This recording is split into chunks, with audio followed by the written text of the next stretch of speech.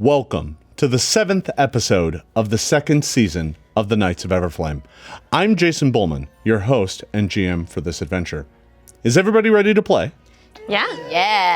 Yeah? All right. As ready as we'll ever be. Yeah. Great. Let's be a cult. Let's be a cult. Emo phase. You say that we already are one. True. Well, I'm glad to hear you're all ready. When we last left our intrepid band of adventurers, the group of you were in Doommark. There, you were meeting with the Lord of Ravens, and she had just taken you on a journey through the realm of shadow. There, you learned the true fate of all those slain by the Soul Rend daggers. They were taken to Ridwan. There, the daggers forged into a chain of agony, their souls trapped for eternity and left on display as a grim relic. You thought long and hard about what your next steps were. You left the Lord of Ravens and considered what you would do next. The path seemed clear. The best thing you could hope for is to travel to Ridwan, find a way into the Shadowflame Cathedral, steal the chain, and find a way to destroy it. The Lord of Ravens seemed dubious about your goal. Ridwan is a sacred, holy city to Zon Kuthon. Only the most faithful are allowed inside. It is incredibly dangerous to go there, especially with such mischief in mind. Especially considering that many of you are followers of other faiths. Entering this place and making any sort of mistake or slip up could easily lead to your deaths, or possibly even worse. To add to the challenge, you're not entirely sure how to destroy the chain once you have it. The cultists in your visions spoke of a chain bound in shadow, never to see the light.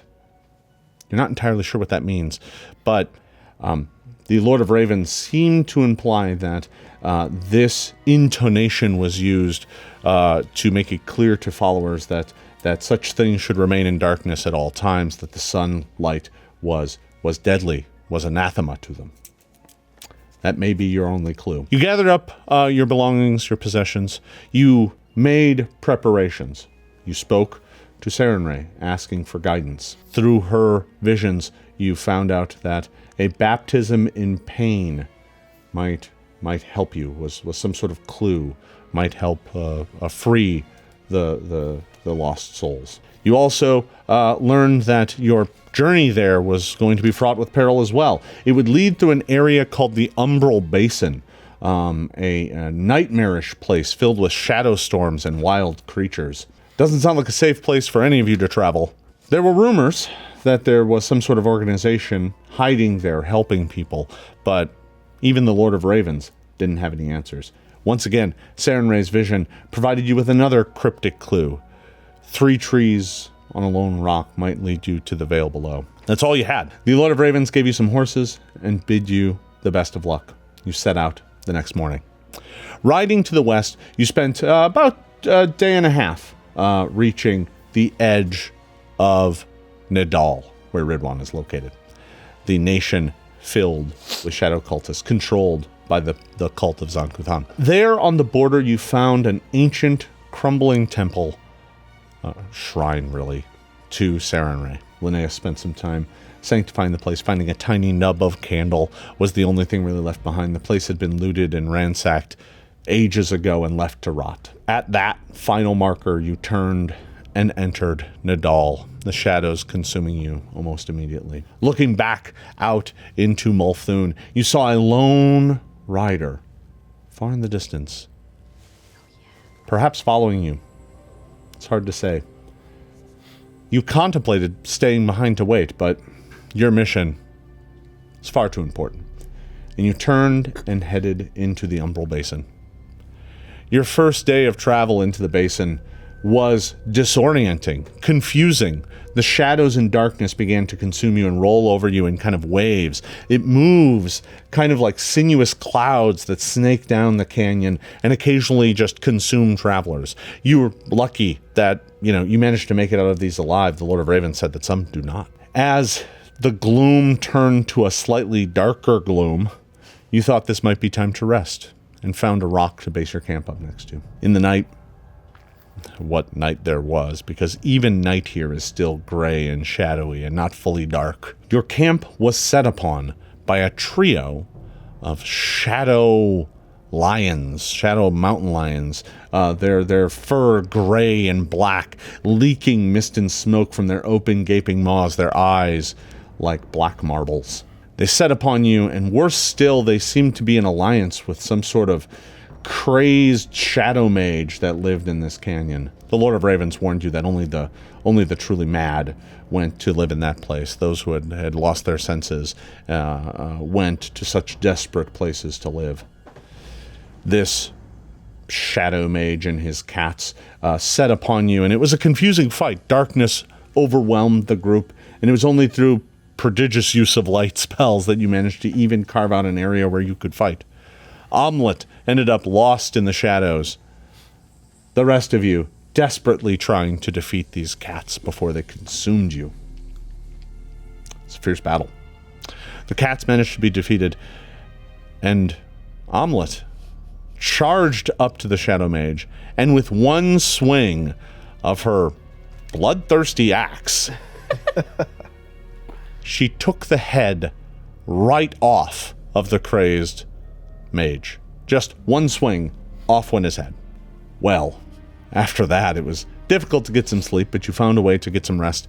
Waking the next morning, you continued your journey. You traveled most of that day through this shadowy, horrifying place, often getting lost, doubling back, needing to find your way, and eventually you found yourself between like giant pillars of rock, kind of narrowing your way through.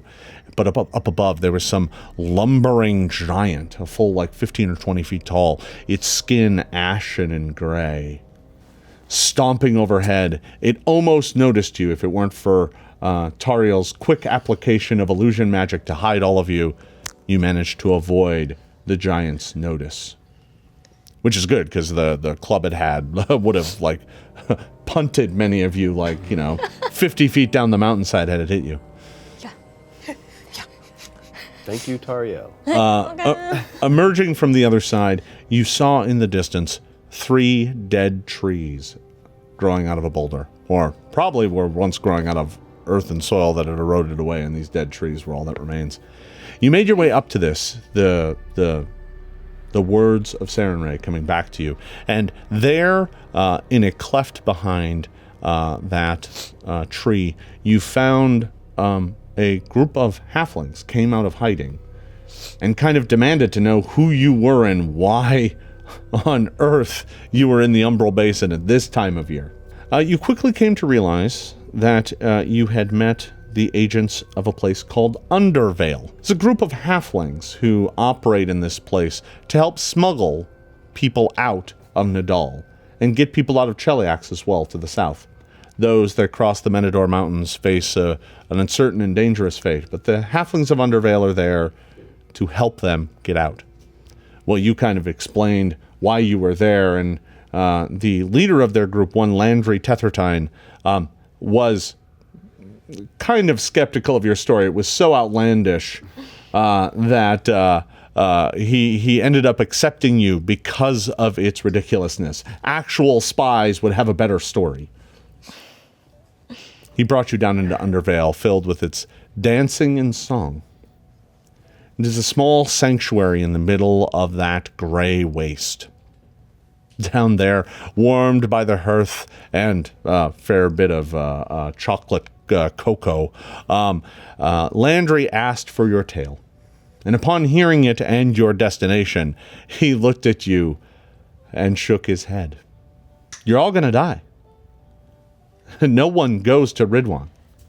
He was dismayed that was your course, but gave you your space, and allowed you to rest off the night. You woke up the next morning to find him sitting at the edge of the alcove where you are, where you were resting. And he looked in at you and said, "So you're still intent upon going?" And you agreed. He said, "Well, you're all going to die, but I'm going to try and give you the best shot you got." And a seamstress came walking around the corner, her arms covered in black and gray robes, tape measure around her neck, pins in her held in her mouth. And Landry looked at all of you and said, "We're going to make you look like cultists." And I believe that's where we ended. Mm-hmm. Now, we're going to pick up a short time thereafter. The group of you get to meet Drame Gloomberry, the seamstress, and she helps get you all decked out. So she has all these clothes, but not all of them fit perfectly, and you all need a lot of work. She's very concerned about making sure that you look just right. She explains that it's just the right amount of put together, but also look like you cut yourself for a living, so you don't really care if your clothes are in great shape. She explains that such outfits are a delicate balance of well-maintained and also look like you have to wash them all the time because of the blood. So, Presentably unpresentable. yeah, it's a trick. And before we get too far into this episode, for once, I'm actually going to hand out hero points this time. Yay! Everybody's going to go ahead and get 2 for this episode. I'm just, you've marched into Nidal Thanks. with hardly a cover story, so I think that's worth an extra hero point. We'll call that the foolhardy point, and you can enjoy that. Benevolent GM. Yeah. Hey, listen. Yeah. I'm here to give. Yes. All right. Give us So, pain. yeah, well, so you spend an afternoon with Drame, and she spends a great deal of time getting you all ready for your mission. May I keep my armor on while you craft this outfit for me? She's like, yeah, absolutely. But she looks at the amulet of Shellen, and she's just like, that's a no-no. And she looks over at the holy symbol of Sarenrae and any other symbols of deities that some of you might have on you. I know that many of you have a faith, but I'm not sure if you have symbols or anything on you. But if you do, she's like, those got to get covered up or something. Yeah. I'll hide it with the beetles. They'll hang on to it. It's fine. I will have to. She's like, you can tuck it under the armor. That's fine. But if somebody searches you and finds it, they will probably skin you. She says that with such nonchalant kind of, yeah, they'll probably skin you. Okay, well, not if I skin them first. Oh, I have an idea. Useful talent to have in Ridwan, I hear. Wait, no, hang on. And she reaches in and she pulls out George and she hands you a beetle and she says, he'll just sit on the amulet and hide it. George? Yes. I've never gotten close to any of your beetles yet. Oh, he's one of my favorites. He's very quiet. George, I like you. So we George, Looks nice. for Iculus, we have a deal for Tariel. Would you guys like a beetle? I mean, I have 5.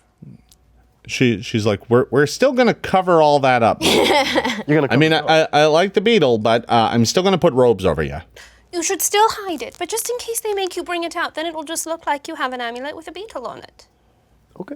Elton's covering And it. Can George get a kind of a cloak? George is a big beetle. She's like, I'm not tailoring for a beetle. That's not. I don't have time for that. Fair enough. Worst case scenario, you can always maybe fit it in your glove. I need that for my weapon. Oh, does it only fit one thing? It does. Oh. Bummer So- that. She's kind of hemming and hawing on each of you, kind of being like, no, this is too nice, and then she'll just rip the fabric. That's better. yeah, Liz is still not quite used to having so many halflings around. This is a lot for them. They are, all the other halflings are very, very jovial and friendly. They're friendly with all of you. But at least they are especially just like kind of just buddy-buddy. They just kind of accept you into the fold immediately. The Landry had explained that they are part of what's called the Bellflower Network, kind of an agency that kind of helps people in kind of downtrodden places and helps them find freedom. You spend some time with Drame, and eventually she has you kind of all decked up and looking at each other. You're all in like black robes with gray trim and out. You're to be honest, Linnaeus, your outfit actually didn't change that much. She kind of just draped some extra gray on you and was like, well, that's good. Had to keep my dress. And That's she's nice. like, all right. Let's go present you to Landry. It's his call. Thank you very much for your help, Madam Gloomberry. She's like, think nothing of it. Think nothing of it. I this is what I do. My job is to make sure that folks can get in and out of here and fit the part. Before we leave, for the sake of symmetry, because I need to have these things, so you have one. You have Dio. For you, he's very special. He's very loud, so. And she reaches in and pulls out this very brightly colored beetle. Looks kind of like crystalline, and she passes him off, bright reds and bright colors. Are you sure? Yes, so that's David. He's very special, but he's very loud. He's very eccentric, and he has a lot of energy, so he might just kind of crawl around your collarbone a little bit, but... Oh, that sounds quite nice. Are you sure me Yes, putting of him in course. danger? I mean, perhaps, but I want everyone to have one. One of them. And for you, someone very special. I love him very much. He's a big boy, though. So, and she reaches in and she pulls out this giant horned beetle, this, like, shine on him, and he's got this huge horn, and passes him off and says, this one is Freddy. Freddy's very lovely. Well, I was mostly just joking, but thank you so much. Yes. He's beautiful. Oh, everyone has a beetle now. Right. He's a What- wily one. What's the name that got given to Icky? George. Got George. George. George. He's a very sweet one. Yes, I can tell. Oh, George and I are coming very close. hasn't found a spot yet. Oh, David, calm down. Just sit right there. I think he might be excited. Oh, he's very excited. He's always excited. Well, I Lots of think I've energy. got a new way of walking. He won't be inappropriate. He's a very small. No, he's just ticklish. Oh. So, Drame kind of stares at all of this and is like, yeah, right, takes all sorts. And she leads you to a room, kind of an alcove down at the end. You're kind of, this whole thing isn't, there aren't like a lot of doors. It's kind of just one big open space with a lot of alcoves in it for folks to have some privacy. And she leads you to one down at the end where there's kind of a large table. There's a map rolled out there. There's maps on the walls behind it with, like pins and flags and notes all over it. This looks kind of like their room where they plan stuff. And Landry is there. He's at the map there, and he's measuring some distances. And he stops and kind of looks up at all of you, and he says, all right, well, let's present. Let's see what you look like. He's kind of looking at you. All right, now look like you cut yourself for fun. That's indigestion. Oh. That's I don't know what that is. Close. Spot on. Yeah, there you go. Classical training, I can tell. Yeah, that's got some fervent devotion. I could see that. I was just okay. smiling. Yeah. And he's like, okay, better. More frown, less frown, less. Perfect. There. Look concerned. Look like there's a millennium-old god of pain that's watching you at all times, expecting you to hurt yourself on command. That's close. There you go. All right. Now, so that's step 1. Let's talk about step 2. So we can get you out of here and out of the Umbra Basin without too much trouble. There's some tunnels that lead a little bit further along the way, and we've got some guides that can get you out of here. You're not too far from the edge anyway, but I'd prefer that you get out of here safely, and we can guide you out. That's not going to be a problem. But after that, you're going to be in the Weeping Fields. Now, from this direction, there aren't going to be a lot of travelers. Not very many people come from the Umbra Basin. There's a pass that leads to the Menador Mountains to Cheliax, but even for this holy day, there won't be too many people traveling. The baptism of midnight is in just a few days. I believe it's 6 days away. Well, now 5. And, no, sorry, 6. He looks back at the calendar. Yeah, 6. You have 6 days. It'll take you a few just to get to Ridwan. So you're not going to have an awful lot of time once you're there. This baptism is going to be real distracting for most of the clergy. This is the moment where many of them go to meet Zon Kuthon. That's all we know. None of our people have ever done it. I don't really recommend it. I can't imagine it would go well. But the upside is they'll all be distracted. So there's that. But you still got to get in the city. We have a plan for that. Sort of. Do ya? Well, I'm all ears. I mean, not quite. I mean, they're big, but they're okay. They're kind of cute. Is there like a sort of entrance fee? You know, a sort of pound of flesh or something? He's like, I'm not honestly sure. We haven't really tried to get folk in there too much. Like I said, they're pretty strict, and if you get caught, well, it doesn't end too well for you. What I might recommend, if you don't mind me giving you an idea, yes. We could use all the help we can get. there's going to be a lot of nobles, low-ranking priests, that sort of thing, making their way there. Now, we can give you costumes, gray cloth and stuff like that. That's easy to find. Holy symbols? Those are trickier. We got a few, but not enough. The thing you're really going to want, though, is a writ or an invite. Oh. Right? So anybody who wants to come to this thing, I can't imagine that they haven't arranged for it in advance. You don't just show up. That's not how the faith works. The Kuthite faith is ridiculously organized. So, they're going to have paperwork on this. So, might I recommend maybe the right call might just be to ambush one of their cultists on the road. That is probably doable. Who would have thought bad guys had paperwork? No, I kind of expected them to just to be, chaotic. I'm actually not so surprised. I have dealt with a couple of very evil people. They are very organized. They've got paperwork for everything. Otherwise, they get into a lot of trouble. And they know how to hide stuff. I mean, and they do have a whole organized religion, so Sure, that is. have and- organized events. Yeah, and the Kuthite faith is all about obedience and following the rules. That's their whole shtick. It's the only way we're able to operate here because they have such strict rules. We know how to kind of get around them. It actually kind of works to our advantage. Lucky never followed the rules. I think he followed his own rules. Oh, this is true. Yeah, I mean, he didn't follow your rules. That doesn't mean he wasn't following rules. Is it uncommon for things like this to happen along the way? People getting slaughtered on the way to Ridwan, to something like this? I mean, maybe they might get attacked by, wild animals or something, but,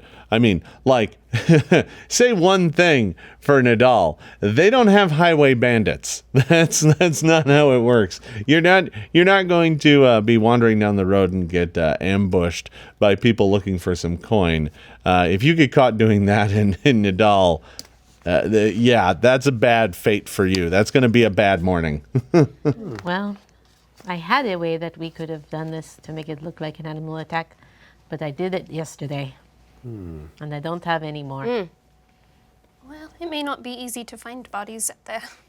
Well, if we do a decent job of it, then hopefully there's no reason to think we can't get away with it. And we were attacked yesterday. Oh, With the dagger. Oh yeah, we need a soul. I can create a creature, an illusion, with the staff. Oh, absolutely. It won't cause physical damage, but it will. It can attack and it can cause mental damage. Oh, could be a good cover. In Yeah. case anybody manages to get away. All right. Sounds like we're forming a plan, aren't we? He's like, I mean, whatever method you decide to employ, I mean, if you have to deal with a cultist, and he kind of just shrugs, you deal with them. Just make sure nobody finds the body. It is worth mentioning that there was someone following us on horseback. Just What? one person. We don't Well, know I who mean, they were. It was a while back, and we have not seen them since, but there was somebody on our way out of Multhun who was following us. Just in or case. happening Great. to be riding Complications. in the same direction. Yes. All right. Well, you don't have a lot of time to waste. So I would suggest you make yourself ready as quickly as possible, and we'll get you on your way. That's kind of the best I can offer you. We don't know much about Ridwan. From our view from the outside, we can tell that it's kind of a walled city. Most of the houses and where folk live are clustered in kind of a ring around the large central open space. In the central space, there's something black and dark in there. It's like a crack. I wouldn't go near that. We have seen it. But In a sense. right in front of that is the Shadowflame Cathedral. And you can't miss it. I mean, you really can't. It's a tall, nightmarish looking building, really old. I think it's been there for thousands of years. It is an ancient structure. But yeah, made of black basalt. You can't miss it. It's a towering monstrosity. How many followers do you estimate will be at something like this? Thousands. Thousands of them. Okay, well, we better start learning the rules. Linnaeus, Yes? now in that book, have you been finding any sort of list of rules for us to follow? I was actually going to ask if I've heard anything or read anything about this baptism of pain in the book. As a matter of fact, as you were scanning through it, give me a religion check. Let's see how much you've picked up from it. I'm going to light my thurible, so I have another additive to this. Oh, are you serious? It's only a 19. You haven't learned too much about the baptism in Midnight. What you have picked up, and it's a dense book. The problem with it is, first of all, it cuts you whenever you handle it. But the bigger challenge is, I mean, it's all about a lot of it is like hymns and prayers and, aphorisms like, pain is life and that sort of thing.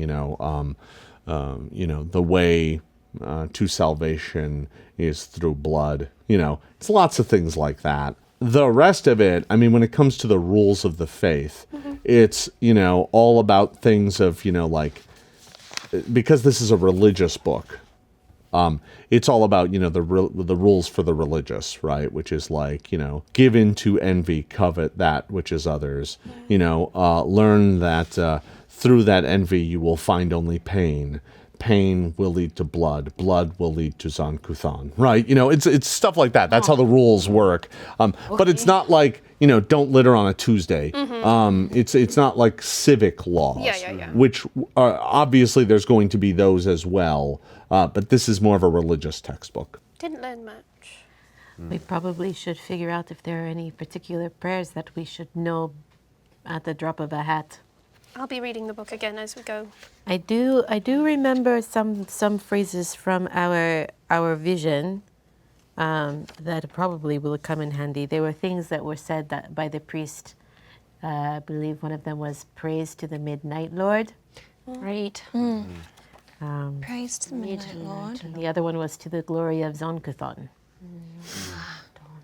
And I know it probably turns your stomach to think that you might have to say any of these phrases, but we all have to play the part. Each time I hear it, it really just burns my soul. Shalin will understand. I sincerely hope so. It is necessity. You say it with your words, but not your heart. She'll know the difference. Yeah. So, you are all packed up, and you're giving your outfits. They give you 2 holy symbols of Zon Kuthon. They are on silver chains. At the ends of them are silver skulls with chains dangling from the eye sockets. They are sharp. and the chains have barbs on them so that when you hang it around your neck, it does cut you. Not so much that you deal yourself a whole bunch of damage, but it is uncomfortable to wear. I don't understand this at all. Now, there are 2 of them. Who's going to wear them? I would like to wear one. I think. Okay. And you took one for the team last time by posing as a noble. I don't think you should have to do it again. I don't mind taking it. Are you sure? I can handle a lot of pain. I can't wear this. I just No, can't do no, it. that's fine. It's okay. Yeah, the moment that thing leaves yourself, you feel unburdened. Like, even touching it was just uncomfortable. Shellen, I'm sorry. Excuse me, George. I mean, I don't really Yeah. have a faith to disobey if you'd rather have me wear it. No, I'd rather be the one wearing something sharp and painful than one of my friends. It's okay. Are you sure? Yes. Okay. Not very good at lying, so the more things that make me look convincing without having to open my mouth is better for everyone. Also, yeah, be careful, David. Don't crawl on this one. Oh, Well, it occurs to you in particular that whoever is wearing the holy symbol openly will be taken as a very devout believer. Just so you know. I'll think about it. All right? Just don't know if that's going to be deception or religion. In which case, I'm good at one and okay at the other. I am okay at one and not good at all I do. Oh wait. I'm very good at one. And Generally not good at all at speaking, the other. religion will tell you the actually correct thing to say. Deception will allow you to cover for yourself when you say the wrong thing, if that makes sense. Well, That does. Okay, good at I both. can wear it. Are you good at both? I am. I'm not going to make you wear this. Well, just stay close. Sure. Just illusion me without a tongue. Then I don't got to say no words at all. That's what I was thinking about doing for myself as well. Perfect. Problem solved. None of us got tongues. We go in. We're the tongueless, Yeah, we could clergy. just pretend we took your tongue. Or you took your own tongue. I took my own tongue. I carry it on me. Yes, that's So- what we'll tell people. That's what you'll tell them for me. We can take the cultist's tongue and The- then you can have the- one to flop around. Great. A new spell for Pathfinder 2nd Edition. No tongue. Anyway. Silence, but better. So the group of you are gathered up, and Landry gathers you up for one last chat, and he's like, "Well, I wish you all well. I got to be honest. I don't like your odds, but if you're set on it, this is probably the best shot you got. You might want to wait until the ritual. Wait until they're distracted. Try and do your business then, and then get out of there as quickly as possible." Oh, yes. That is the plan. The more people are there, the better the chances are for us. We'll try and keep an eye out for you if you make your way back this way, but I can't promise anything. And the one thing I can't do is expose this organization, even if it means your lives. Of course. I don't think any wouldn't of ask us you to. would Our ask. lips are sealed. Yes. What I mean by that is, if you're being chased and there's enough of them, we can't help you. We will not We won't lead come them here. We to- won't lead them here. All right? Still, we'll try and do what we can if we see anything bad happening. We got a couple tricks on our sleeves around here. Thank you. All right. This way. And he leads you down a passageway in the back. There's a doorway that leads to a kind of winding natural cavern. It's a kind of quiet, beautiful place. Lots of kind of, crystal quartz growing out of the walls and a pool of water. And it just kind of glistens as he brings the lantern light through it. And it's kind of the last moment of kind of quiet peace any of you get as you make your way back out into the Umbra Basin. I'd like to say a prayer to Shellen at this moment. Same to Sarah and Ray. Just to reach out. Let's two of you take a quiet moment. Thank you for guiding us through this corrupted land. We know that we will bring you peace, and hopefully bring peace to this land. We ask that you join us, guide us, strengthen us, and be with us always. For all I do for you.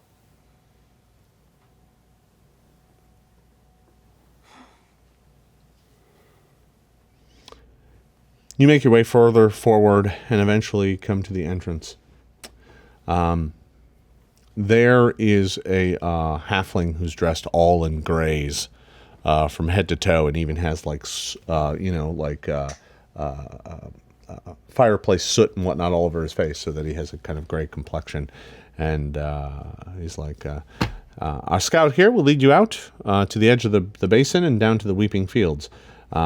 We've got a pretty good trail from here that should lead you out to safety, so you shouldn't be in too much danger. If any shadows, clouds of shadow move across you, just stay close. Make sure you don't get separated. That's how people get lost here. We've been using the rope trick. Pull out the rope again? Yes. Wait, like the spell? No, you mean an actual rope. All right.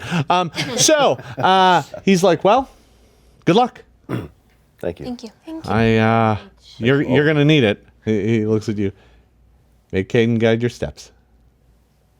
Kind of turns, and you notice that he has a little kind of mug, holy symbol around his neck, which marks him as a worshiper of kind of Caden Kalian, kind of the drunken hero god of freedom and song. He's ridiculous, but a lot of freedom-loving folk really kind of pay service to him. He's also a favorite of adventurers just because he likes drinking so much. Anyway, he kind of turns and gives you all a wink and makes his way back down the passageway. The guide looks to you and he kind of in a gruff voice is just like, all right, well, we should probably get going. All right, now, can you all be quiet? Right? A little quiet? I mean, Yes. yeah.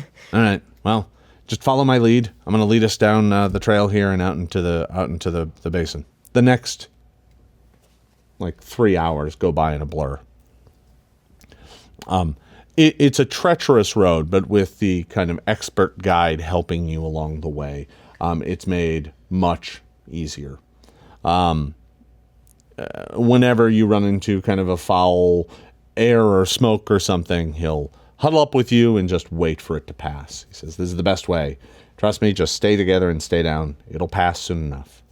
And that's how it goes for several hours as you make your way out of the Umbra Basin. Soon, the shadow, or at least the kind of dense, kind of ever-present clouds of shadow seems to start to thin. And you find that you are leaving this kind of edge of the mountains, having spent, a few days now marching through the Umbra Basin. And beyond, you are looking into a desolate-looking plain. And even from this distance, it is obvious to you your destination. You can see it, kind of like a black stain on the countryside. And that's even in this kind of deepening gloom. The sky above is just a constant blanket of gray clouds. Gray, swirling clouds. Is it day? Is it night? Is it dawn? Is it sunset? Impossible to say. Here in Nidal, it is only shadow. It is always gloom. Between you and your destination, because the guide looks to you and says, that's where you're going. That's Ridwan.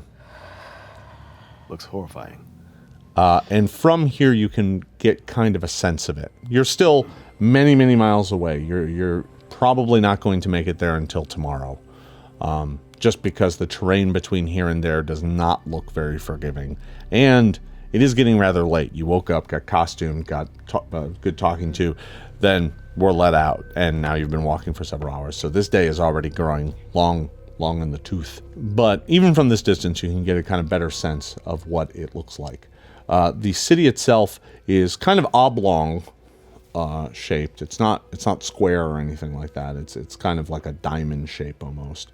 And you can tell that it is indeed a ring of buildings and structures, kind of several blocks thick, that surrounds a large open space. And in that open space, there's a number of kind of stout-looking old buildings. But one of them pulls itself up into the sky, right, and is a taller structure, imposing black stone. You can even make that out from this distance. And you have to imagine that that is Shadowflame Cathedral. Well, everybody, are you ready? We are ready. The guide looks at you. Best of luck on your travels. Thank you for all of your pointers as we've been traveling. I will try to remember them. May you find freedom in this life or the next. And he turns and walks back into the darkness. You are alone again. We're a long way from Canary. We sure are. We're a long way from everywhere. The Platinum Whisper seems only like a dream now. Feathered beds and fine servants. The sun. Yes. As do I. I'm glad you are here, Linnaeus. Bringing the sun with us. As much as I can. I'm glad we're all here together. We don't have much time. We should get going. We should also think about what we are going to do if we come upon a place where we can ambush. Off we go. You begin the long march down into the Weeping Fields. It's kind of a barren place. There are some plants, but they don't look particularly healthy. Mostly it's kind of sharp outjuttings of rock and the occasional fissure in the ground that just kind of leaks a noxious gas. It just kind of stinks. But Sounds nice. you're able to kind of navigate this place without too much trouble. Very little lives here. And I mean, like, you don't see much in the way of creatures. Like, there aren't, like, rodents or hawks or anything like that. There just isn't enough for anything to live off of. And as a result, it's actually pretty quiet and pretty easy going. But you're able to kind of make your way for several hours, getting away from the Umbra Basin, down into this kind of maze of broken stone. But it's around then that you all start to get very, very tired. You've been marching now for 5-6 hours. It's not particularly dark. You could probably push on for a few more hours, but you'd still not reach Ridwan this evening. No, I don't think that there is any point in pushing ourselves to the point of exhaustion. But we should try and find a place to post up and kind of keep watch. Who knows, maybe we'll get lucky and something will pass in the night. Sure. Do you want to go look around? You figure out a good place, sort of Yeah, I will do that. nature-wise, and I'll see if there's any good advantages if we get ambushed again. Yep, I will do that. All right. Can you give me a survival check? Sure. Can I do a warfare check to just sort of see the place that's least ambushable? Sure. We'll do a survival check first, though, Yeah. to see what kind of options you have. Wow.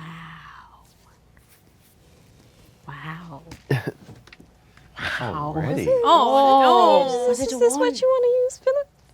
I mean, yeah. Okay. Is it another? I rolled 2 natural ones. I'm impressed. we were destined to find this. Nidal. The place you find is a bit of an alcove near a fissure of noxious gas. It's not exactly a very good place to camp, but you're having a hard time finding anything else that isn't just... This is the only place you could find where there was level ground. The rest of it's all like razor sharp, fields of rock. So you're not sure what you can do. You can continue searching, but it will start robbing you of sleep. Could Oh, I I search think as well? that we're just gonna have to suck it up. Kind of literally. I'm so sorry. I tried. That's okay. Can I do the warfare check to just sort of see if there's any contraptions or things I can sort of Sure, do go to ahead. cover some of the, like whether it's covering our faces with something or... Tell me where to set down, and I would like to look. I also have warfare lore. If there's a good place for me to set down an alarm. I don't need you to make a check for that. You can set it down right in front. The area is actually a bit of an alcove under a bit of an overhang of rock. It's the noxious gas around here is just kind of heavy. 18.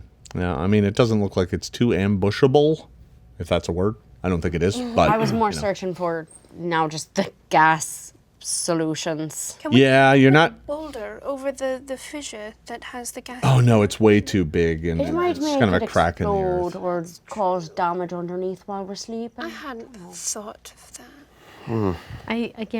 I'm sorry. Hopefully tomorrow it will be don't better. apologize. That's okay. It is what it is. This is a difficult place. I don't imagine there's many safe places here. There's a lad to the Like we have cover. much of a choice. Yes. I'm going to smell terrible tomorrow. That's maybe Might Probably work in our all That's favour. actually Exactly. It'll be great. All right. Well, since I'm the one that put us in this mess, I'll take first watch. You try to get some sleep. I'll take second. Third watch. I set my alarm. I'll take 4th. All right. So you're all able to get some rest. You are not ambushed in the night. As I said, there are very few creatures here. However, the noxious gas and all that kind of stuff and the poor sleep, you are all fatigued. What this means is that you're going to take a penalty of 1 to AC and saving throws until you can get a good night's rest. Whoa. All right. So, this also means while traveling the next day, while exploring this area, because you're fatigued, you can't really focus very well. You can't keep your mind, can't split up your energy on as many things. And as a result, you can't take any what are called exploration activities. So you can't stealth, you can't, like while you're just traveling from place to place. You can't keep an eye out for traps or detect magic all the time. You kind of just have to travel, and whatever you come upon is whatever you come upon. Okay. I'll walk in the lead, just to. I'll be there behind you. You begin making your way toward Ridwan. Can I get a survival check to navigate your way there cleanly and safely? All of us. It's just one. That's better. That'll be a 32. 32. Great. This place is a pretty confusing maze, but, you saw it from a distance when we're able to kind of chart the land. And as a result, you're able to navigate pretty well. There's 1 or 2 little blind alleys and whatnot. But by midday, the town is actually not that far away. You're probably only a few miles away. Now I think it's a good time to see if we can't find a decent path that leads into the city far enough away that it won't be seen if we try to ambush an incoming troop of people. What do you think? Yes, very smart. We're going into the city, then ambushing. No, Or do you want to ambush Outside. on the way in? Just outside of Outside the view, city. So they won't be able to see us if we ambush. Sure. But we need to find the path into the city. The way we came is not exactly that. No. I don't know if anyone will come this way. I didn't see any sign that Got to there find a was- road. Yes. Yeah, in fact, on your way in, you saw no one. Right. As you've drawn this close, you did spot what looked to be like a patrol on the outside of the city.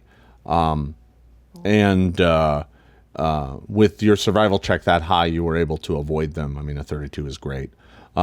So you saw what looked to be like a human or possibly half-elven man dressed in just like black strips of leather, holding in his hand a mass of chains that led down to a bunch of incredibly beefy, kind of large mastiffs that kind of like are crawling along the rocks, and every once in a while they'll kind of sniff and bark at each other, and as they did, you could see like smoke and vapor come out of their mouths as they kind of nuzzle at each other. And the guy who's leading them along, and you only saw him from a distance before you ducked down and let him pass by. He's wearing just these black strips, but like his entire eyes are covered in this kind of black helm, but his mouth is there, and he's just covered in scars, very pale, and just kind of leading these hounds around outside the city. Now I know what our creature's going to look like. Excellent. Well, yes. Let's see if we can find a good place to post up so that we can catch ourselves some cultists. I cannot believe we're planning to ambush people. This is. No. was just thinking about that. I don't like it Ambushed either. The rogues in the alleyway. This one Yes, just has but- more important stakes. It just means It helps that they're evil. have been so. Can you? It has just been so different from killing undead, dealing with real people I kind with of miss minds that. of their own. I miss the undead, and I never thought I'd say that, but at least you knew you didn't feel bad when you were killing them because they were just getting put back to rest. But these are people with consciences and Who've morals, one Some- way or the other. Yes. However, they've made these choices to be here and follow this faith. I don't understand it. So you're having this discussion as you're trying to kind of now orbit the city, I'm assuming, as you're trying to find the main paths going into it. Give me another survival check as you make your way. I'm just trying to get a sense of how well you're navigating this and getting to your destination. It's not as good, but it's not bad.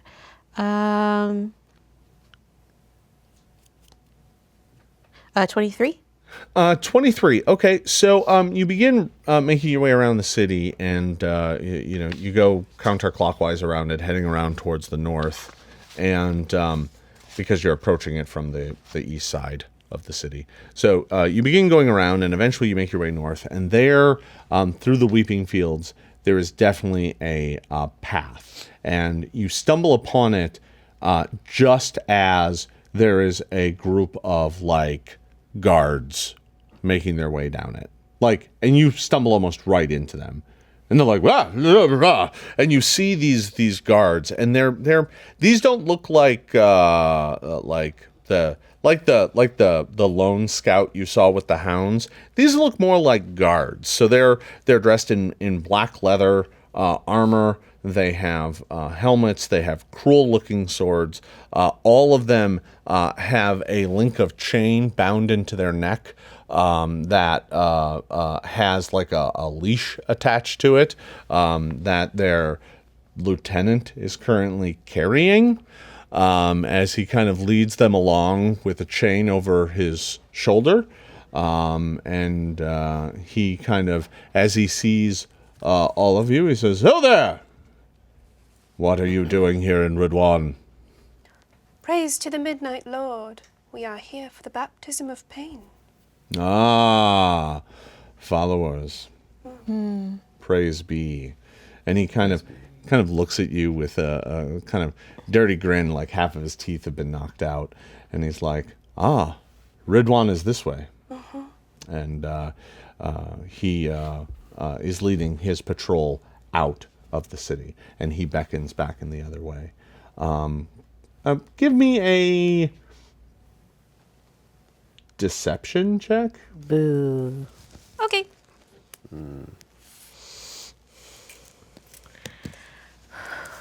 Okay. Does the amulet help at all?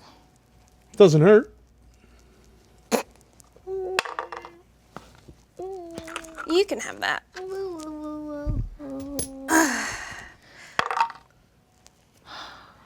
It's a 15. He kind of eyes all of you up. And you see kind of a squint. This man has no hair on his head. It looks like his bald head is covered in scars. And he kind of looks at all of you. A smile crosses his lips. First time, then. Yes, and I'd like to grab the amulet that I have on me and crush it in my fist to hurt myself. And just Take 2 points of damage. okay. And he looks at you, smiles a bit, and kind of almost with a disturbingly sultry tone, he's just like, "There are such sights you will see." I cannot wait. And he turns and leaves.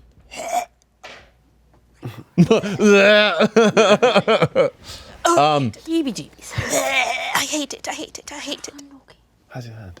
It's fine. It's just a little, but it's fine. Incredible. So he went the other way. You're about 2 miles out of town right now. Is there Maybe a little less. anything around that looks like a good place to sort of hole up for a bit? It doesn't take too long to find like kind of a crevice that leads off of the path, right? I mean, this place is kind of crisscrossed with, boulders and shards of jagged rock, so it makes kind of obvious like alleyways off of the main path. So I have another kind of wild idea. Since we're sitting here waiting for people to come in, why don't we use this time to get some rest? Oh, yes. That's a We great can be on idea. watches and wake each other up. I could set an alarm, perhaps. At this point in time, you think you probably have 5 days. Although with all the journey that you've made today, it's already starting to get a little later on in the day. We have time. We can hole up here for a little while. Sure, play it smart. Certainly need rest. Yeah, starting to grow a bit of a stress headache the closer we get to this town. It doesn't sound good. How is the... Oh, it's fine, not a word, not a peep. All good. Okay. No other problems? Everything's all right? No, all good, all good. Good. Just, finding it hard to smile around here. Well, unfortunately, we all? that is kind of the run-of-the-mill thing. That could actually work in our favor. True. I guess that's true. Yes, we're supposed to enjoy it, though. Oh, About an hour passes. You're waiting in this kind of sheltered side way off the main path. When you hear a kind of, yes, faster, and that just kind of echoes up the canyon at you, and you don't really see what's going on unless one of you wants to. Gonna pop my head out. You can do that, but you need to give me a stealth check. Yep. Okay, cool. Please be nice. Wake up. Holy crap. Okay, goodbye. there's another one. Yeah. That's the third one. I'm doing great, y'all. So you still managed to see what's going on. Yeah. You just rolled a really poor stealth check. Yep, What's that it's actually only come an out to 18. though? 18? Yeah. Okay. And down on the path you see a palanquin. If you know what that is? Yep. It's basically a couch that's being carried by a bunch of servants. And atop the couch is a rather lithe, kind of almost naked man. He looks half elven. He is dressed in just like a black drapery. And it's kind of over. It's almost like a black toga. And he's being borne by 6 servants who are carrying this thing on poles on their shoulders. But the thing that you noticed is that the skin on their back has been ripped up and the pole is driven through it so that they are literally attached to the palanquin. And their hands are free. And they are wearing little more than like leather thongs and are being driven forward by a like taskmaster who's in the back, a kind of a thin, rail thin woman with a scourge who whips them when any of them slows down or when the ride is too uneven. And as you pop your head up, the figure atop the palanquin is like, and you think he might have seen you. I ducked my head back down. Oh, boy. Everybody, heads up. We have incoming. And I definitely alerted them to the presence of someone being here. Oh. So we've lost the element of surprise, but we're not going to get another chance like this, so we might as well go for it. Well, I am worried about the guards coming back. I don't think we have much of a choice. Well, let's just ready ourselves, and if anyone comes this way, We ambush. we do what we have to do. They are coming this way. Okay. You hear the voice kind of call out, Cyrithus, I believe there are some guards up ahead. Prepare our papers. All right. Well, you know what I'm going to do? Mention the papers. Or I'll make myself look like a god instead of creating an illusionary creature. Yes, Sure. That's so smart. All right, take your papers. Oh my gosh, All right, that's so okay, smart. great. All right, where's my staff? And I pull out my staff. And I cast. I just pull out my staff and I cast illusory disguise.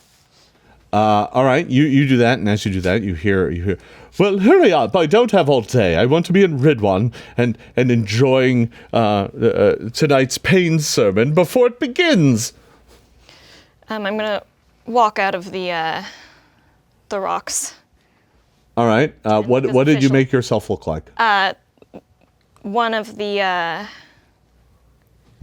Oh, I guess we saw a couple of different guards. I'm gonna do the scout. The scout that you saw, the one in like the leather harness. Yeah. All right. Yeah, it's pretty terrifying. Because he was like alone. Yeah. As opposed to the guards, there were a bunch of them, right? Yeah. Okay. So you step out, and he's like, "Oh, sorry, we didn't see you there." No worries. I assume you have your proper paperwork. Of course. Cyrithus, please, offer up our paperwork. We don't want to be delayed. And the woman steps forward, and as she does, she kind of flicks the lash at the servants, who kind of flinch, but do not move and are like rock solid in their holding of the palanquin. And she makes her way up, and she gives you a bit of scrutiny. She kind of eyes you up. Give me a deception check. Okay. Good at that, though. Yo. Yo.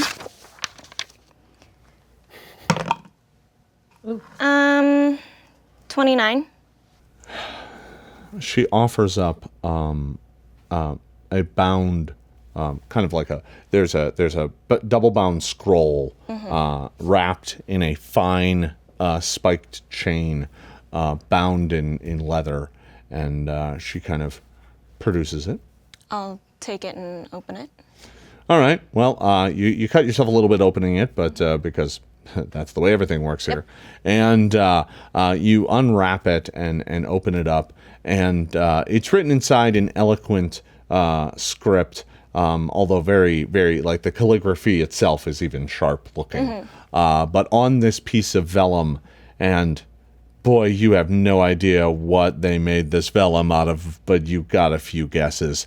And looking at it, it is a formal letter of acceptance to stay in Ridwan and attend the baptism. It's like a formal document.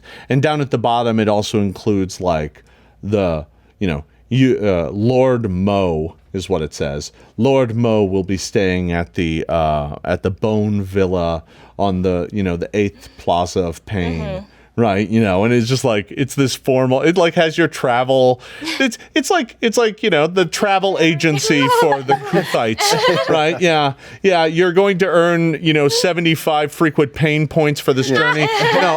But you're looking at the document and you're just like, that's what it says. It's like an official like kind of declaration of you will be allowed in Ridwan for this holy ceremony. All right. I'm going to take it. I'm going to roll it back up. Yeah.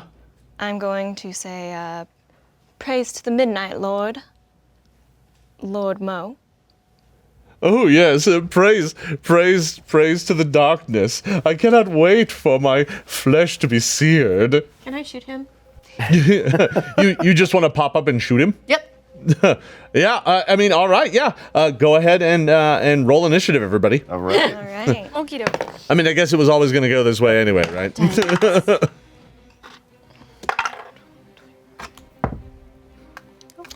All right. None of my dice like me today. Lys, Yep, that's a 20. Iculus, 25. Nice. Linnaeus, 26. Omelet, 29. Aye. Tariel. I also had 26. I'm assuming you'll let Tariel go first. Yes. All right. Great. I figured as much. Okay. So I'm going to let you just pop off a snapshot Right. because they weren't expecting it. I'll let you have just a free shot to start the fight, and then we'll go through order and normally. This is one of those things where narratively it just makes sense because the fight Yeah, I can't saw start that. until the fight starts. Let's see. That's 35. Ooh, yeah. A 35 is a... Oh, God, that's a crit. Okay.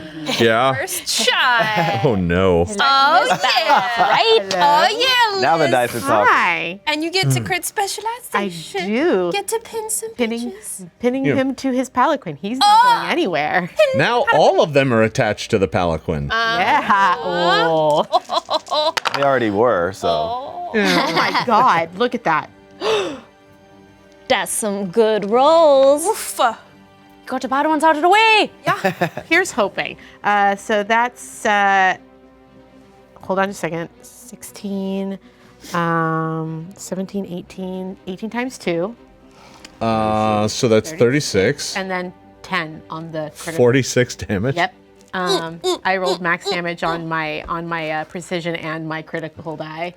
And now that creepy Lord Mo dude is also attached to his paladin. Well, of course he is, because he's dead. You put the arrow right through him. Yeah, it like went right through his neck, and he was like, "Oh, I can't wait to be flayed." and the arrow goes just right through his neck, and he just falls over back into the palanquin. Shit. The Reaction high five. the servants panic. Cyrithus looks back in kind of abject, like, shock, and is just like, and looks at you and is like, "What is this?" Omelet, it is your turn. Surprise. Aw. Well, I guess I'm popping up and heading over, and as I'm running, I'm just leaning back, going, "Am I taking out the servants too?" The head shake, good enough for me. All right. And I'm not raging. Okay. Too scared. Okay. Don't want to know if they're not there. So, grabbing the axe. Well, would we have had them? I assumed you had your weapons. Yeah. So running for an action. How many feet were they away from me? From the hiding spot, I would say they're about 50 feet away. With Cyrithus being about 40 and the rest starting at about 50 feet away. Then I will sudden charge Sudden charge. as my movement. Cyrithus or the servants? I'm better at taking out multiple minis, so I'll leave the scary lady for someone else. All right, so you can run up and get next to 2 of them. Okay, You can't get next to all 3 on a side; they're too far apart. that's fine. But you can get next to 2 of them. Sure. All right. Sweeping away.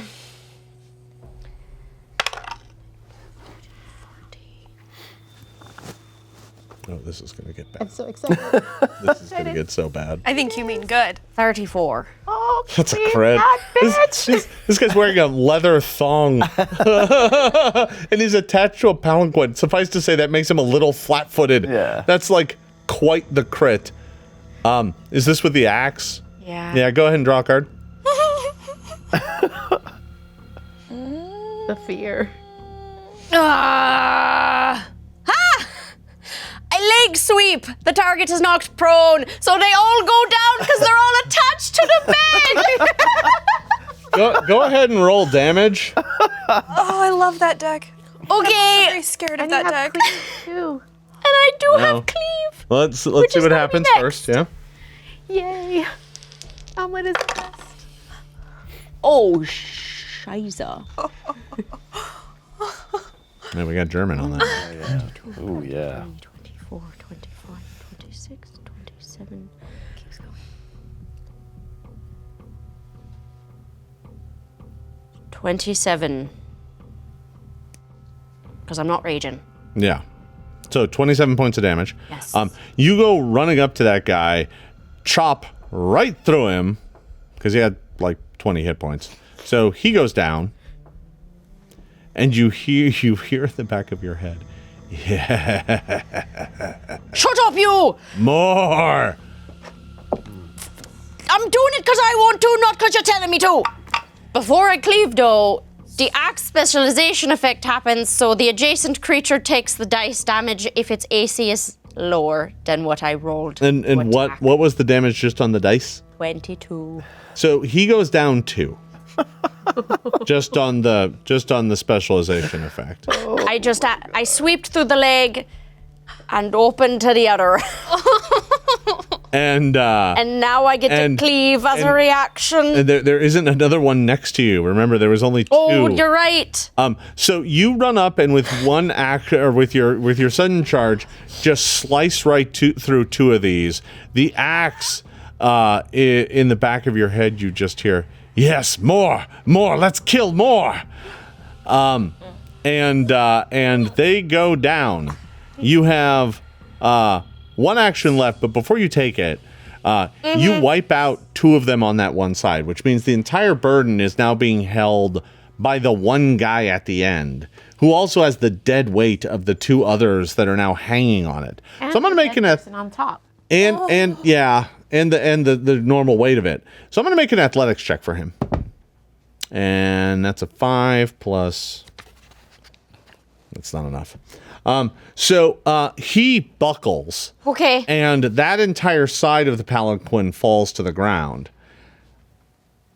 Unfortunately, these pulls through the backs of the others was really designed to sit on their shoulders, not lift them up. Oh, no. So that just tears Oh, no, no, no. And I'm going to deal them all some damage. And they all cry out in agony as that happens and kind of stumble about with bleeding shoulders. Praise to the Midnight Lord? Look at you. You're getting it. All right. To the glorious Zon Kuthon. So, I mean, that's a thing that just happened. It makes me speak abyssal. That's how bad it is. As it turns out, this wasn't exactly the smartest mode of transit. All right. So, Omelet, you still have 1 action as you stare at this scene. The one that collapsed to the ground is he's grappled and prone underneath the palanquin now. No. You're not next to him. No, and I don't, no, this is too much, that's too much. The lady looks worse than them in terms of evil levels. I don't like this. Give me a will save. Okay. Don't like that. No. So I don't know if they're still there, but I'm calling on my blood. Please protect me.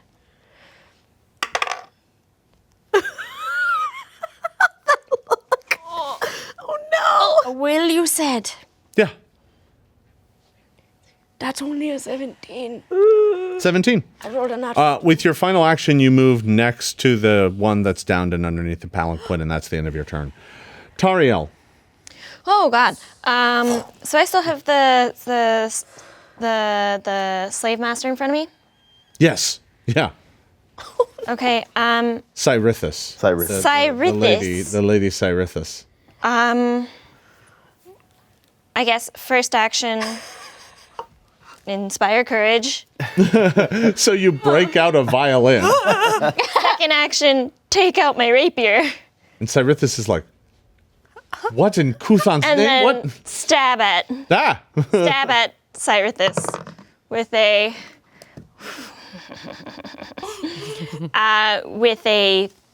30 to hit. That's a hit. So then that is going to be these 2. 4 damage. All right. Your rapier slices out for 4 damage, but also opens up kind of a nasty bleeding wound. Yes. That was the end of your turn. Linnaeus. How far away am I from this woman that Tariel is attacking? You're about 40 feet away. Use 2 actions to go up to her. screaming, and I'm going to attack with the Everflame. All right. 26. 26 will hit. Oh, okay. Well, you're going to take some fire damage. Yep. And 7 regular damage and 5 fire damage. All right. That will be the end of your turn. 2 actions to move, 1 action to attack. Iculus. I'll just move 2 actions, and I'm swinging the sword. All right. You come charging out up to Cyrithus. Cyrithus. It's a great name. That's not bad. That's a horrible roll. It's a nat 2. Yeah, that's probably not going to do it. With your bonus, that comes out to what, like a 14 or a 15 or something like that? But it doesn't anymore. Oh, all right. All right, fine. Okay. Black dice for the black lands. Okay, it's better. It's going to be a 26. Hit. 27. Oh, 27, yeah. All right. Ooh, yeah. 19 plus 25. 26. All right. Wrong sword now. Cyrithus takes the hit, and now Cyrithus goes. Don't forget to roll your bleed damage. Yeah. Let me take that. All right. I want to know. What? I said I want to know what it was. It was an amount of bleed damage.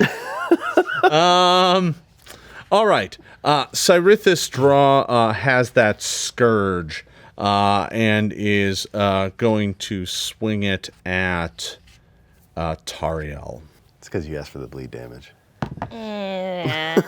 The first is going to be an armor class 26. Yeah, that'll hit. Liberating step. Okay. Yeah, thank you. Would you actually like to step away with this as well? Yes, please. All right, so you take a 5-foot step away. So if I take another attack at you, I'm going to have to step up. Okay. So this is going to do, let's see, that's going to do 15 points of damage. Minus the 9 already? Or? No, sorry, let me take off the 9. So that'll drop it down to 6. Okay, that's not So you take 6 points of damage. That leaves kind of this kind of a ragged wound. It's not too big because you stepped out of it, but had you been right in the middle of it, it would have been rather painful looking. And seeing that happen, she turns her attention to Iculus and swings the second time. No, that's not going to be. Your AC is way too high for that to hit. All right, and with her third action, she casts a quick incantation, and some of her wounds close. Ooh. What I don't like that. is this? Is it like a lay on hands? It might have been a heal spell. Okay, what are we dealing with? We gotta kill her before she can do that again. I got you. Don't say that around my axe. All right, the other 3 servants run. Oh no. They literally just bolt. They do not stick around. In which direction? Back away from the city, away from all of you. That's okay. They can't bolt towards the city because doing so would get them near the people who are killing. So they run the other way away from this place. Liz. Yep. I'm going to mark the woman as my prey, Okay. and I'm going to take 200 shots. Okay. That's not great. That's only a 19 for the first one. Okay. And that's only a gosh. 20 for the second. Neither one of those is going to hit. Yep. And I think I have one more action. You do.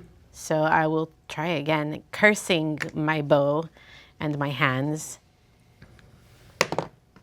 That's better. Much better. That is going to be 26. A 26. Oh, sorry, 25. Oh, yeah, 26. 26 will hit. Cool. Great. Cool. Yeah. That's just what I wanted. Ugh. 6, 7, 8, 9, 10, 11. 11 damage. All right. The arrow sinks into her, and she kind of grimaces with pain, but she is still up. Omelet. So I was holding the axe, contemplating not.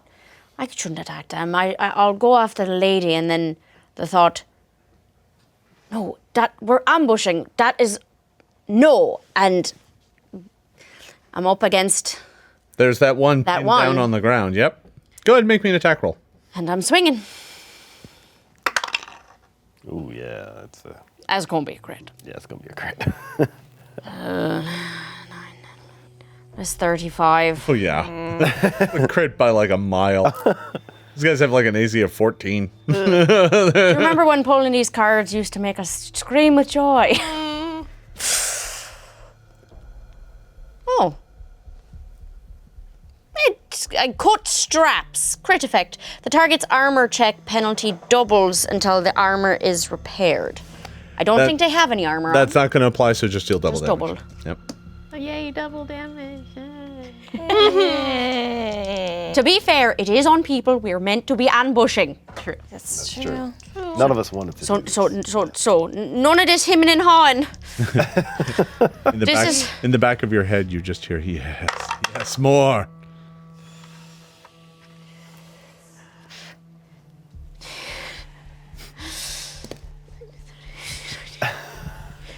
$21. Times 2 to 42. Yeah. You bring your axe down. It cuts right through the pole and right through that servant, and he's dead. He stops moving, and you are splashed with his blood. Are there any more alive on this? There's bed? the 3 running away. The ones that the poles ripped out of their body? Uh-huh. How far away are they? They're like 30 feet. They panicked for half their round and then ran. Here we go. Actually, they'd probably be more like 40 feet now. Well, still, they're witnesses. We don't want to get caught. This is bad. That's the whole point of this ambush. In the back of your head, you hear, yes, yes. Let's kill them too. You and me. Who is me? Who is me? Move 30 feet. No. Yes. My axe has a sweep trait. Noted. You can get up near 2 of them as they're running. No, this is more so when I attack. If I've already attempted an attack against a different target, I get a +1 circumstance bonus if I attack a different target. Oh, good. Perfect.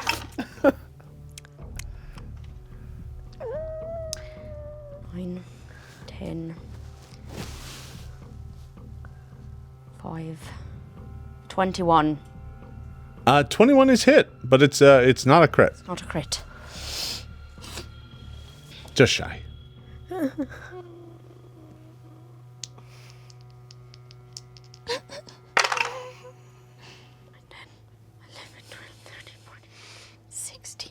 $16 points of damage.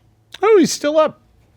Oh, Didn't knock that one down. good. Oh, Cleve, and for me, out of turn, someone else go. Tariel. Okay. This is all fine. Inspire courage. Da, da, da, da, da. Keep that up. Telekinetic projectile. Okay. You pick up a rock Or on the not. floor. Or not. I'm sorry. Do I wanna? Do I wanna reroll? I can miss once. Okay. I can miss once. All right. It goes flying faster, I All right. assume. I'm assuming if you rolled that low, you know what you're talking about. So, Tariel, that'll be your turn. Linnaeus. Hacky, hacky, hacky slashy, hacky slashy. Oh, are you serious? 22. No. Okay. No, you swing wildly at Cerathus, but it doesn't manage to hit. Going to do it again. It's fine. Are you? What is happening? It's a 23. Our conscience is getting. A 23 isn't going to do it either. She no, she kind of hisses out at you, pathetic. I knew you weren't followers of Zon Kuthon. He would never allow such weaklings into his faith. Shield up. All right. Iculus. Smite evil. Cybethus goes, oh. Shoot. Oh. It's going to be a 33. Hit, yeah. All right. Not a crit, but that is a hit.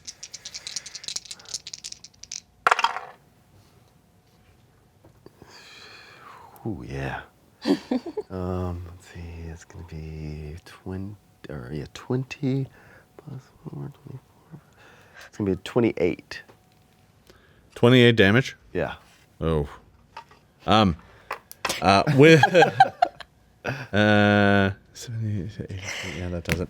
All right, Cyrithis You're collapses. damn right, we're not Zon Kuthon. She like, as the light kind of fades from her eyes, she's just like, deceivers, and she collapses to the ground.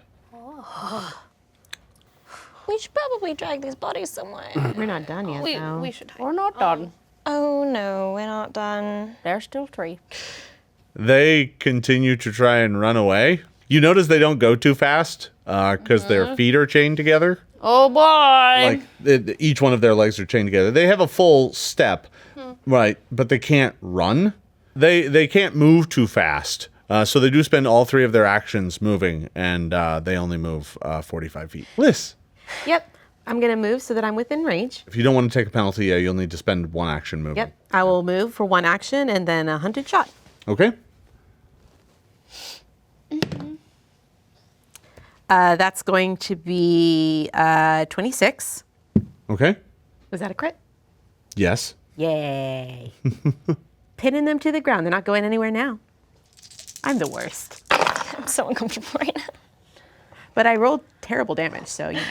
It's 11 times 2, which is 22, plus 1, which is 23. Dead. Cool. That's going to be a 26 on the next hit. Crit. Yay. And that's much better damage. Omelet, in the back of your head, you hear, they're taking them. Those are ours. 11, 12, 13, 14, plus 7 is 21. 21? 21 damage? Yeah. And he goes down. That'll wrap up Lys's turn. Top of the order, Omelet. There's one more. Claim it. It's yours.